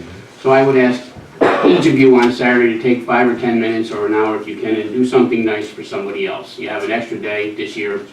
Let's put it to good use. I want to say something then. Sure. I'm also troubled by this law. And if you weren't at the December meeting, this group was not at the December meeting. And I've been very upfront about it. The reason I voted against it was because I didn't have it in front of me until that night. I got a copy of the law today from our clerk, the law that was submitted from the state. And I'm troubled by it because under Article 4, permit application requirements, D1, accompanied by, and I'm not going to go through all these, I'm just going to give these to you. You got it, John? A copy of the vesting deed or other document showing how title to the proposed short-term rental is held. The law I voted on December 18th, that I had in my packet, that I kept, same thing, Article 4, permit application requirements, D, accompanied by a non-refundable application fee in the amount of $250 as otherwise determined by resolution of the board. It troubles me, and that's why I didn't vote on it, that we had submitted a different copy to the state than we actually voted on that night. And I will be fair with this committee. And I'm sorry, you know, I know you're all getting your rentals in line now. We'll come to a conclusion, and I'd like to see it not affect your rentals this summer. If you saw it for the first time that night, who created it? The committee. Who created what? Who created that? If she saw it for the first time that night back in December, who created that That's law? not true. She's seen it. I did not see. You saw the drafts of it before well, the okay. December meeting. Let's look at, They don't even, she didn't No, even see I'm sorry, it. Benny, I told you. She voted no for a reason. I voted no because I hadn't seen it. That's right, thank you. That's not true, Barb, because you asked me in that meeting, and I explained the changes that we're You seeking. explained the changes. Would you like Correct. to look at municipal law section No, 20? guys, Thank not you. going there. So, Mr. Froelich, who created it? Who created it? Who created that law? Our town attorney. Okay, By this is feedback from who? Sir, You guys? sir, we've already said that I'm sorry, I after, apologize, I'm just, after the meeting is adjourned, we will sit here. And I will gladly sit with you. thank you, Ms. Kerr, thank you. Is there going to be any discussion of a stay? I mean, what are we supposed to do? I would like to see it. Excuse me. Here's my only concern about staying. No, this is not going to happen. If you want to have this discussion, we'll have it after the meeting. We'll adjourn in a minute here, and anybody who wants to stay. So we'll have it off the record where there's no. She'll record it. You had no problem shoving through Chromie last month, but you don't mind doing this right now. Put a stay up here right now and vote it. That's what you need to do. I've been here 4 times and I've spoken out about this 4 times. It's now 9 o'clock and I need to go home and put my Who's kids to benefiting bed. from this? Somebody's I've asked benefiting. these questions 4 times since October and nobody No one- has answered any of these questions. Not one I don't want person to has sit here at stood 9 up. o'clock and sit here and spoken against the Mr. law. Froelich, you don't All right, even agree. all right, all right. Please. I didn't mean, I don't want Barb. to start. Yeah. I need a motion to adjourn the meeting. I'm not done yet. I have several questions, Benny. We got a report on this roof as being in tough shape today, I assume, by our employees. A visual inspection, yes. I've called Joel. Somebody from MJ is coming. Is this something that the facilities committee, you would like us to take on? Yes. I I would. would like to be notified about this stuff, I guess. They were walking on the roof at 1 o'clock this afternoon. I called Joel. He was out of town. He got back to me around 4 o'clock this I afternoon. guess you could have called me at 1 though, I'm miles down the road. Now you know how we feel the day that the vote went Please, down, I'm wasn't on the agenda. I'm having a discussion with the supervisor. Can we have some respect here? Really? All right, all right. 3 minutes is up. And I guess I'd be willing to sit with the people after the meeting, and I'd like to just go right through the wall. How many people in this room have read this law? Which version? The law is in this, Can we, no, because there's a lot of accusations being made here that are absolutely not true. So let's sit down and hash it. I don't mind having trouble running the meeting longer and hashing it out tonight. Because all during this process, every time I talked about this law in a meeting, I made the statement, if anybody would like to contact the town hall, I will sit down with you any day, anytime, any place to discuss it. I emailed you and it was never returned. I never got any. I can't. Do it right now. Your files are away. You know? But my point is, Benny, that I'd really like to sit down with this group of people and go through line by line of this law and find out what we are objecting to. Mr. Froelich, with all due respect, I submitted twice to this Correct. entire committee a list of questions Correct. with my name, with my address, with my phone number and with my email, and not one single person on this board or the previous administration reached out to me to answer Most any of everything you those brought up questions. tonight is addressed in this law, if you've read it. It's absolutely not. The code enforcement people are the ones that enforce this law. Okay, so answer That my is in question then. this. At 10 o'clock at night, are you coming to my house to determine how many people? We are not unless there is a complaint made. That's what the cops are for. But the cops are, You just created a noise ordinance for my home. There's not a noise ordinance in this town. yes, there is. What time? Pardon me? What time? What time? There is a 24-hour-a-day noise ordinance in this town. It is a 15 decibel. Yeah. At the property line, it's 15 decibels. We're not looking to put your people out of business. That is not the intent of this. Money grab. Where are we getting money from? Okay, The Burbank. There is no charge for the bike. Is there a $250 fee in the Burbank? That is a mistake again by Councilman Kerr. No, it wasn't a mistake. I have a copy at my house. okay. No, because we're not gonna get it. We're not gonna get into it. To be honest with you, Betty, Motion we carries. set up the Motion committee, carries. 2 for, 2 against, and 1 more against, you're stacking the committee. Thank you, Ms. Kerr, for being honest. That's what you did last time. That's when what you did last time. Please, please, Mr. Froelich is stacked in Ma'am. December Ma'am. before the administration went out. ma'am, I'd like a motion to adjourn, please. Anybody wants to stay afterwards and just try to discuss this reasonably, perhaps one at a time On the without, record? one at a time without yelling at each other? We can try On the that. record. It's not, if you adjourn it, it's not on the record. Well, we're gonna have it on the record. I'll record it. I need a motion to adjourn. So adjourn it. Finish it. Fine, we want to sit here tonight and make no progress, but waste an hour or 2 of our time? I'm all for it. John, How the is floor it a is... waste of time if you're discussing, you have a group of concerned citizens Because he wants it. that have been here for He voted no because somebody got 6 months something. in a row. That's how it We've been works. here for 6 months in a row. We've been asking for the same questions to be answered, and none of them are ever answered. John, would you like to answer some of these questions? Absolutely. Is anyone... I'm not flustered, sir. If you have a question for Mr. Froelich, go ahead and ask. Who created the law? The town attorney. Whose idea was it? The committee came up. One person asks a question, you give Mr. Froelich a chance to answer it. If 4, excuse me, sir, if 3 or 4 of you are going to yell back, or if you're going to respond before Mr. Froelich has a chance to answer, Go ahead, Kurt. Whose idea was it? Who approached you? Can I give you a timeline of where it all started? I want to know who approached you. It's important to start with the fact that it was the last administration that pushed it through that night. we have a question. Pushed it through Can we that get night one without question bringing it. answered at a time, please? I'm gonna answer your question, okay? I'm gonna answer your question. I've been very upfront about this.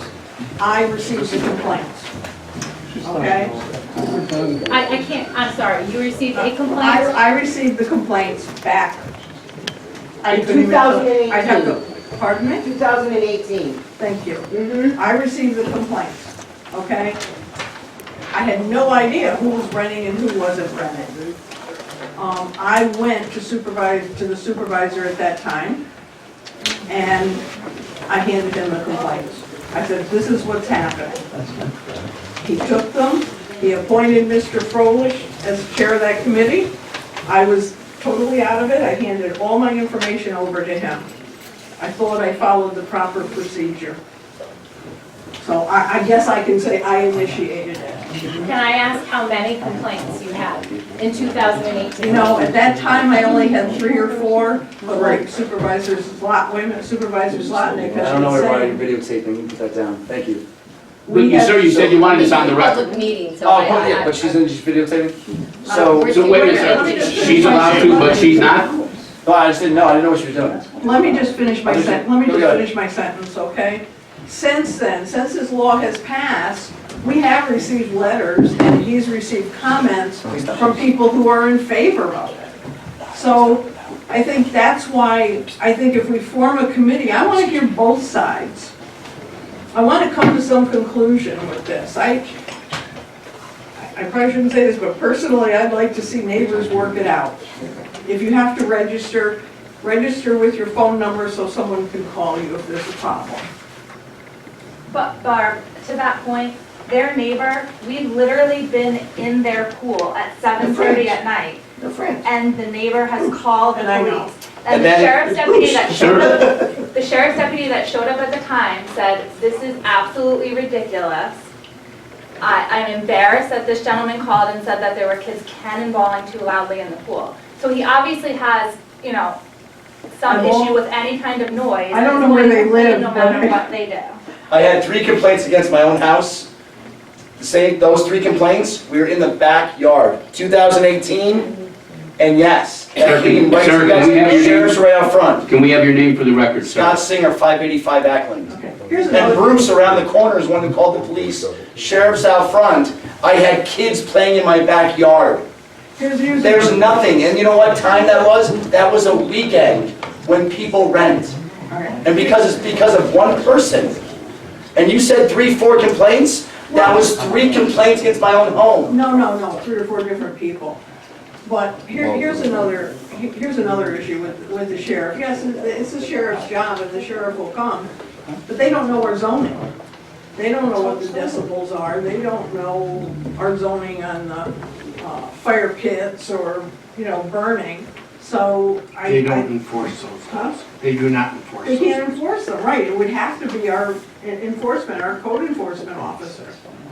And you have another good point. Is our code enforcement officer gonna go out at midnight? He does. He will. He absolutely He does. has. Okay. As long as he's gonna show up, then we've gotta, you know. Yes, ma'am. At these meetings, I hear everybody that wants, that rents their home and wants this law repealed. I don't think I've ever heard someone come here against it and stand up and speak against it. At the first meeting, there were 2 people. So I must have missed, I'm sorry. That's okay, no, and the first gentleman, I guess the neighbors were rowdy, and we said to him, then call the police. Like, there already is a law in place that would deal with this problem. If you're having a problem with a neighbor, regardless of whether there's renters there or you're just your neighbor. Well, if people there's are a that mechanism in upset place. about this, then they should be here at these meetings and say something. If they're not here, it can't be that important to them. I have They're two- all here. We did I have, have- one gentleman did come in. I have 2 letters on my desk right now from people who are in favor of this law. But do they understand the law completely and the liability for the town that it creates?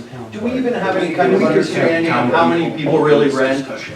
Right. I don't think we're allowed to From the standpoint, segregate who can speak and who can't, John. if you had, I shouldn't be able to speak. You can I speak to just Ms. asked- Kerr in the way that you speak to her. I think it's as misogynistic. All right, we're getting off topic, sir. Anyways, My question was, I would like to hear from the town residents, not somebody outside the town. oh, I live across the street I from don't the care town. if it's Which means the people on the opposite side of my street are the town. Yeah. So if I'm speaking about a law that affects the people across the street from me, I think it's, am I allowed to talk? I think they allow me to talk. Sorry. If you create a deal with Airbnb, you can track the amount of renters that there are, and you can at least take into consideration whether or not this law and the $250 you're charging is going to be... charging anything. Well, then you're not charging anything and we're just taking the liability. If you do the Airbnb, they can tack on something to the renters and you'd be able to track it. They can track it for you and tell you what the numbers are. You can get real data You are rather correct, than sir. fake data. There are many more organizations than just Airbnb. We can't make people sign up for a certain organization. I have forwarded information from a group that does short-term rental laws, regulations, whatever you want to call it. I have forwarded that to Ms. Kerr. I will forward it tomorrow to John if he'd like. If not, I'm just wondering, you had no problem putting a note in my mailbox 5 months ago. I don't know what to do. I don't even. What, no? We're having a meeting to discuss the short-term rental agreement. It was in my mailbox, that's all I know. It was the first Somebody meeting from the First town, meeting ever. John had. Was it from, It was Yeah. from the town. And was it the postcards or something? you No, said? it was No. a sealed envelope, and it went to like 25 people. was mailed out? No, it was not mailed out. It was not mailed out. In our I got a problem with that also, Ladies. since I'm a postmaster for the post office. If we're putting stuff in mailboxes to begin with, that's a federal law. And if we're gonna do that, then we have other issues here. But I'm also gonna make another. Did that come from the town? If they're saying it came from town, it's sitting in their mailbox. Calling us Okay. at rent. when we Regarding the were here. short-term rental law. Who was it signed It was by? not signed. Did it come from a town, did it have a town envelope on it? How come you were here? You were here. You were here for the meeting, you were here to know about it. Well, we didn't know, I didn't know about any, I'm here for every meeting. It was a special, all you guys know about it. It was not a board meeting. Come on, Scott, you gotta know something. I was thinking Come on, bud. I wanna make. You gotta help us out a little bit. how it all started. One second. And I'll tell you after the meeting how it all started. Well, I'll tell you right now, Barb Kerr pushed for this. There you go. She is the one that started Exactly, it. Wow. but they voted no, so who's getting what? Okay, she started this because someone contacted her in 2018. Is his name Bruce? They were complaining that the I'm honest with neighbors you. were making way too much noise. She made a phone call, she thought she was calling the... What do you feel of the situation? Where do you live and what's your problem? All right, I don't care if there is a law or there isn't a law. Okay. What I do care is that you're blaming Scott Ostrander, We're not and blaming that anybody. he didn't have anything to do with it. Well, he Barb- passed it on the agenda 3 hours before. Barb, On the Barb- 19th of I'm not arguing. All right, all right. Sorry. Get off track. Shannon, Sir, You did it. So I didn't I do it just on one vote. admitted. We're getting off track, so here I am. I just I got a admitted. letter in my mailbox. from who? Change the date for it. Somebody, Someone. it was addressed, I'm looking for it. my wife, look, it was addressed to all the people who Did rented it their have a house. town envelope? I wanna say yes. Keith, remember that. Was it signed by a member of the town board? I don't know. Zoning department, planning department, town clerk? She'll find it, trust me. If not, I have it probably at my house. So anyways, there was no problem getting us all here to discuss this law. Back to the town hall. And how do we know that it wasn't someone against the law, say yourself, driving around and putting 25 Come on. envelopes? You were all here. John was here, Barb was here. You were here. The only guy that wasn't Frank here was was this here and guy. Scott was here. You were all at this meeting. Of course we were, a meeting, It was not a board meeting. It was a special meeting. of course we would be here at a special meeting. Wayne was here. So how did you know about it, if we know about it? I don't know I got an anything. Did you get a email. letter? I didn't know anything about letters being put in mailboxes. Okay. That's what I'm saying. Okay, I got a letter in my mailbox. We came to that meeting. It went fairly reasonable. We all left the meeting. Nothing will happen without us notifying you guys of the next meeting. We don't even know if we can do it. Another friend of mine just happened to come to the next month's meeting. We all didn't come because we weren't notified about it, as you all said. Every single one of you except this guy. Didn't, you know, want us. All of a sudden, my friend goes, well, geez, they're gonna put that on the agenda. So then we came to the next meeting. And then we all got confirmation that when nothing's gonna be done, we'll definitely notify you. Once again, nothing. 4 hours before the meeting, it gets voted on, it gets put on the agenda and voted in 4 hours? Really? How is that legit? You had no problem putting something in my mailbox, which I guess is a federal offense probably. I'm not saying you, I'm saying somebody did. Truthfully, Benny, I think what you're talking about was the public hearing we had on the law, because that's the only place where these people would have been. It still got voted in 3 hours. And that would have been 2 months before. I met with people, well, we were formed in August. We spent a whole year researching this and meeting with people. What people? How come the community wasn't involved? We did involve the community. We had a I think, meeting. isn't there a law that states it has to be on a newspaper for like a 5-day public knowledge where everything gets voted on? I'm almost positive it's a law. What's the law? But What community members?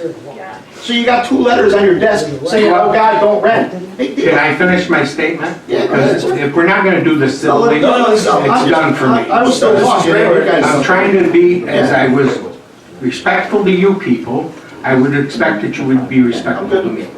I only look at these things, I don't have an agenda, I am not making money, but I've spent 45 years in public safety. So when we started this whole thing going back and forth in our committee, we had many discussions. Should it be taxed? Should we even do anything? There were a lot of avenues. What we came up with, we thought that this was the one avenue that we could take that protects this town, protects you people. It actually helps you people. No, it doesn't. No. See, now you're not gonna let me finish. No, I just, no, it's fine. If you would sit as I do with an open mind and listen to you people, He does. I would expect the No, same. I hear you, I'm sorry. And the reason I say it protects you people, because we're coming in and we're gonna look at your home once a year. It's not that big of a, we're not gonna look in your closets and every other thing. We are looking for smoke detectors, fire extinguishers, to make sure you have handrails where there should be handrails, fences around your pool. That's what we're looking for. Public safety. Public safety. And that's all we're looking for. We are not gonna come into your home every week and count your bodies. That's not gonna happen. Did you read it? I've read this law many It says times. that as a homeowner, I have to provide you with the people Names, addresses addresses, phone numbers. of everyone that stays in my home. No, that's not true. That's not what it It says. says it right in It there. says it right in the law. It says it right in the law. Where does it say that? In one of the Wherever 9 you guys pages. wrote it. The draft that Bob Kerr didn't get. That's the one I did get.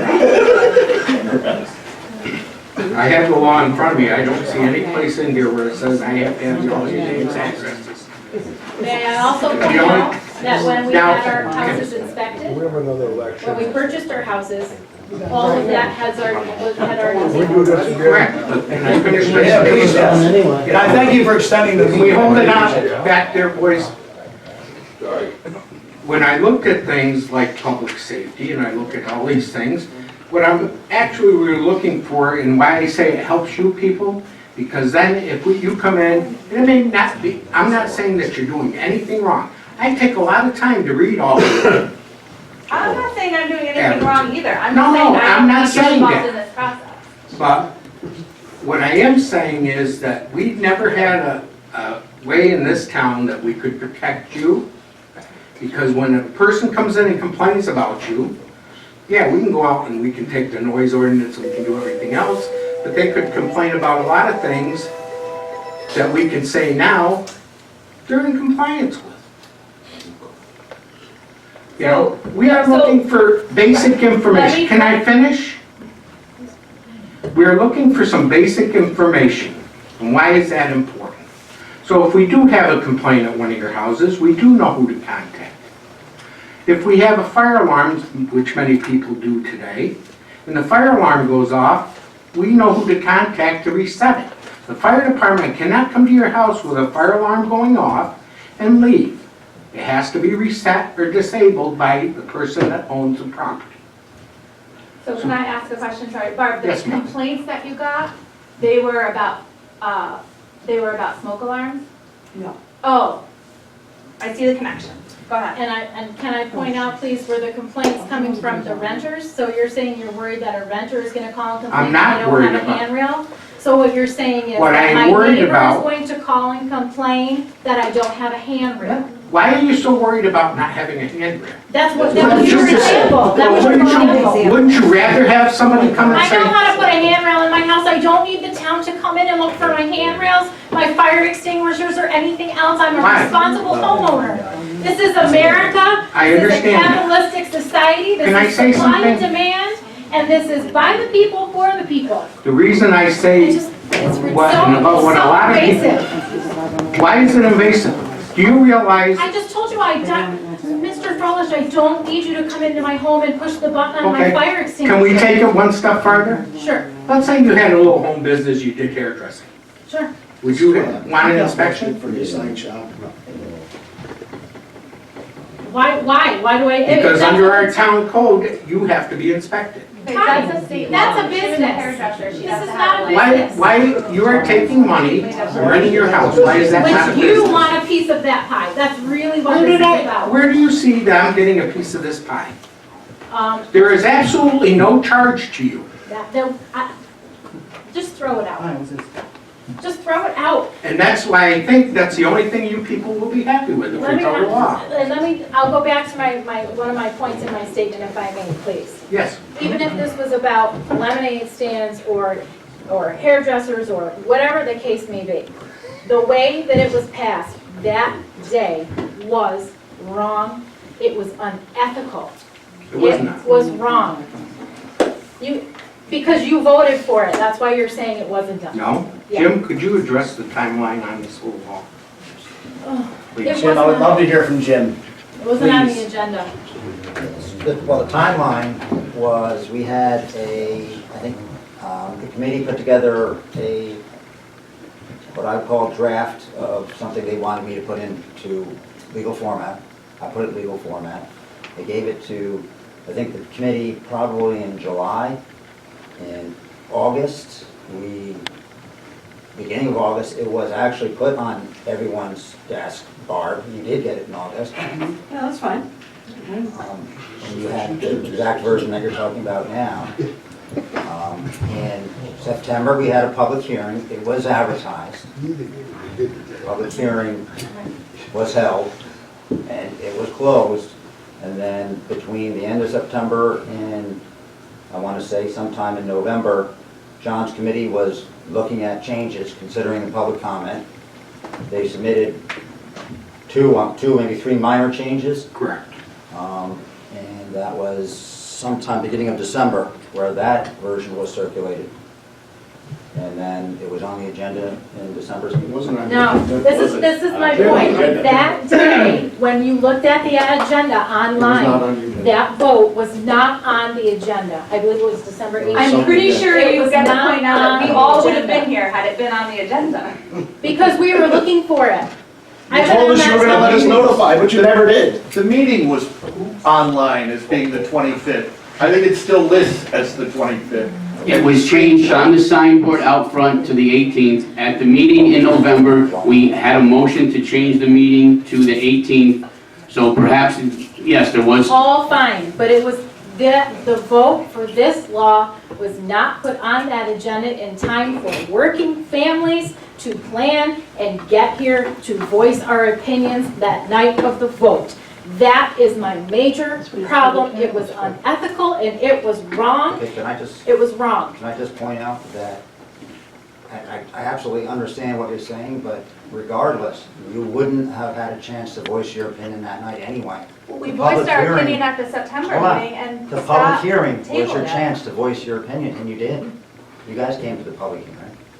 Well, thank you Whether for it not was- listening. The reason why the meeting is open is for the transparency, so the democratic process can be observed and people can participate. Thank you for I not understand listening that. to your constituents. And For if the majority of website your is the main constituents. source, if the website seems to be the main source of information, wouldn't it seem to be? In terms of, many people don't drive by the front of the building. They shouldn't be responsible to understand when a meeting's changed from having gone to every single meeting. If they don't drive by, they're not going to see it. They're going to depend on the town to give it accurate information. It's 2019 at the time. We depend on the website. If we're busy and working and have families that are going back and forth. And I can guarantee you, we were keeping an eye on the board meetings at this time. And it was not there. It's right here, and it is on the agenda. It That was was put put on, added on 2 hours. It was before. added on. 2 hours before. Okay, just a second. Jerry, do you want to say something? Yes, if these people were all at the meeting, you would hear the date of the next meeting right here. I'm not And what are the questioning the date changes- of the meeting, what are we're the not questioning changes? the date, we're questioning the agenda item being added last minute.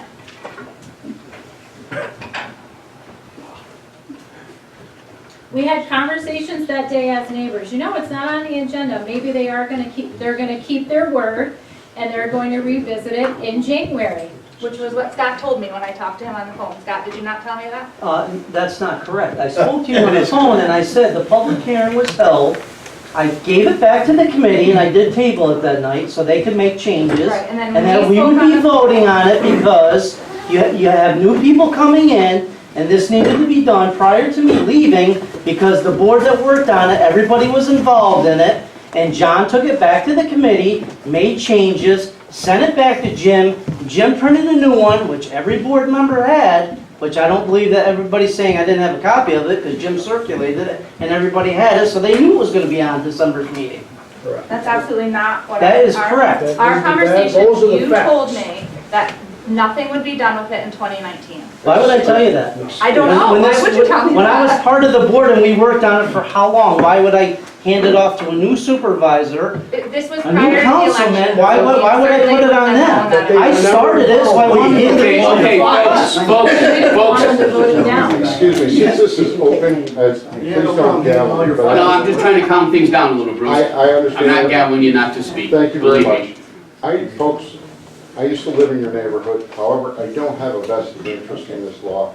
I am not familiar with it, but what I can tell you as an objective observer of this situation, for a council person to say, I didn't read it until that night, and then find out from our town attorney, it was delivered in August, about 4 months prior. Different versions, that's the problem. Quite frankly, we deserve better government than that. Thank you. And we deserve people that know the law, and you get paid, what, $1,000 a meeting, or what, 2 meetings a month, so $500, a little more than $500 a meeting. You need to read the information prior to coming, not the night of. You need to invest your time to serve the people. And that's not happening here, and I think you can see the level of frustration. My brother and I have been frustrated by this board for over 20 years. The obfuscation, the deceit, the outright fraud is unbelievable. It's time to step up, do the right thing, be honest with people. That's all they're asking, honesty. That's what you campaigned on. Honesty, transparency, good government. I don't see it. You can't come here and say, I didn't read it, and you had the stuff. Well, it may have been a different version, but I'm guessing it was probably about 80%. Doesn't make any difference, Bruce, if it was 80%. We have to have that in our hand, the final version, prior to the meeting. And if you'd like to see the law, which I looked up, I'll gladly share it with you. That's fine. And I understand. I used to sit up there on the planning board, serve with Penny. I know how all this stuff works. You gotta have it. But I also know when I served on the planning board, I'd sit next to people that opened their packet that night. It's unfair. You gotta invest the time to do the job. You wanna be there, invest the time, do the job, and serve the people. Thank you. So, just final question, so we're basing a law, we're basing on a law on 3 to 4 community complaints, is that correct? Is that accurate? We have more now. We have more now. You have more now, That's a but lot. back in 2018. Are they in this room? But I have to, here's the thing. If I But had Scott, heard, would you agree that if somebody made a complaint against me, that I would have the right to know who was making that complaint and what the complaint I is? I wasn't coming, or we weren't. I'm not saying that, I'm just saying, we all have all asked for copies of the complaints, and that's one of the many questions that I've asked that have not been answered. That's one of the things that we would like to know. Who is Mr. complaining? Folish has all my information, I handed it over to him. Who is complaining? What the complaints are? Who are they against? I don't think they were really against anyone, just noise and things like that. But I handed, Was it a definite renter? In fact, I emailed. Was it specific to a renter? Pardon me? Was it specific to a renter? That's why I'm saying I'd like to No, I know don't- when. Some of them what were are- and some of them weren't. Here's my final, I want to ask one more So question. everybody's house needs to be inspected. Yeah. So then, here's the deal, across the street, Because I might have a handrail, but she might not. yeah, so across the street, I have a person who rents their home to the Navy, families, right? Are we inspecting their home? It's all year long. And Residential. the person across the street is a trainer, yes, comes back for the summer months, and rents again for Navy families. So what are we doing with those homes? Right across the street. It's discriminatory. So I'm asking that question. And I would say it's not Navy families, it's usually a group of Navy guys. Navy guys. And there's lots of cars there, and the property is in disrepair. There's newspapers all over the driveway, the lawn is never mowed. I've actually brought up the newspapers to the front door because I was sick of looking. It's literally across the street. But this law wouldn't apply to me. So what are we You doing? know the house. So then, we have short-term rental, we have long-term rental, right across the street. And that home across the street has tons of cars, all the time. Year round.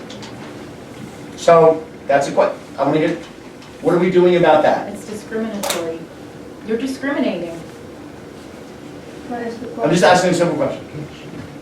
Scott, did you want to say something? Yeah, actually I did. So I brought up a point to you on the phone, Right. in our last conversation, and I just want to make a point to the board.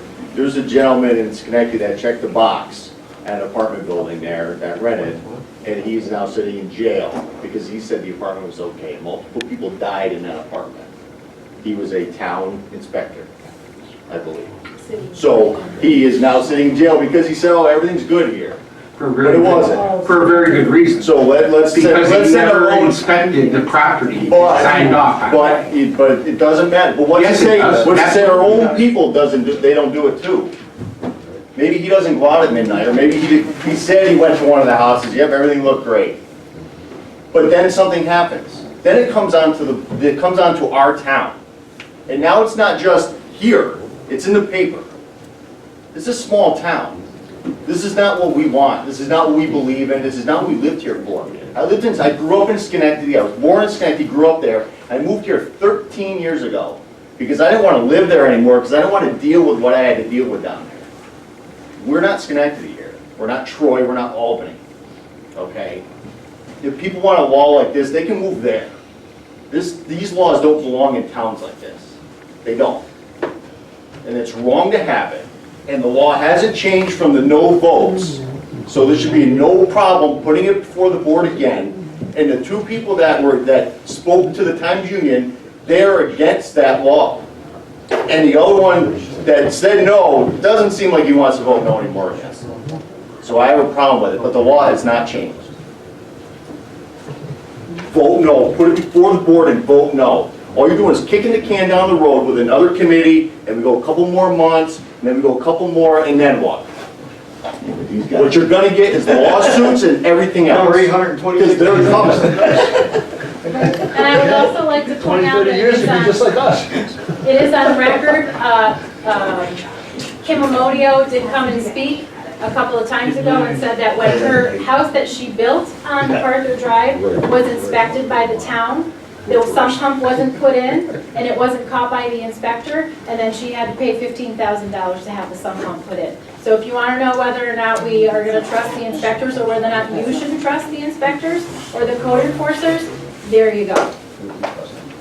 I have a question, Mr. Craig. If the inspections are done by the town inspectors, and there's a tragedy, or there's an issue, or someone gets hurt, named, God forbid, killed, are we liable? Even if the if the inspector insured- doesn't go to the house and signs off like this gentleman just said, yeah, there would be liability there. No, that's But not, we- no, I'm not. We have very good inspectors, by the way, Bill Lewis. Oh, yeah, no, He goes- Billy is good, but what I'm saying is, if he goes there and inspects it, and he misses something, or something happens, is the town liable in a lawsuit as a secondary entity? I know what you're saying. Where could we get sued? The only potential for us for getting sued is if Bill screws up, like you said. He'll have a checklist. He's gonna check We all know everyone's 5 right. items. Stop, right? He'll have a checklist, he'll check off each thing he sees, and he'll leave. That just means on that day, that stuff was present. You guys get rid of it or change it after, there's no liability to the town. We can't force you to keep it, we're not checking it on a daily basis. Check it once a year, and that's so you get the license. That's what the law says. Okay, but we could, someone could bring suit against us. You know how those attorneys are. Right, yeah. No, what I'm saying is it could involve us down the road, whether or not we're on solid ground or not, it could involve us. It could. It could take our money and our resources away from us. And we checked with our carrier. to make I'm sorry? sure. We checked with our carrier. Yeah. And run by them, so they're aware of it. Okay, all right. But everyone keeps saying how much liability to the town. There isn't a lot of liability. Okay, Towns I have just, to have notice first of a defect or an issue, and then they have time to. but we would have to prove no liability. We still could be brought to suit, We right? would have to defend. Okay, all right, that's my question. Thank you. You're welcome. Bob Mueller again. I'm not from Washington, right here. But you got a neighbor problem. You got a neighbor problem here. And the board wants to get involved with this neighbor problem right here. The sheriff was over my house last night because the dogs were barking. I got a neighbor that always complains about the dogs. Well, we had company and they left the dogs outside for 2 hours. Nobody knew it. So things happen and you gotta talk to somebody, you gotta take care of it. And you will. Don't you have the power to table this for 2 years so they can straighten it out? What the hell, what are you gonna get involved with all this stuff for? Thanks. Thank you. Have we answered most of everybody's Is questions? there any chance that you will entertain a stay? so Not that we tonight, can- no. In the future, is it something that you will discuss? I can't predict the future, So ma'am. thank you for putting us in limbo and putting us in a very awkward position. You're as not in limbo constituents. at this time, ma'am. We have a law on the books. Let me answer, sir. If you wish to follow the law that we have on the books, you're welcome to do so. I would encourage you to do so. What do you mean by that? She asked if we were gonna push this down the road, and I said, I can't predict the future. She said she's So I in would limbo. encourage you to abide by the law. What is that? What are you saying? I'm saying we have a law on the books, please follow it. Okay, well, now we're starting our rental seasons. When's your guy coming around? As quick as you fill out your permit application. And where's the permit application? Wait, freeze.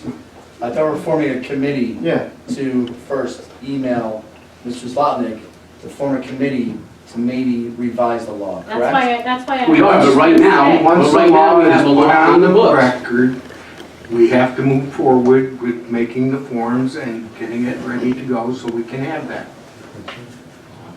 That's something we are settled. I'm still confused.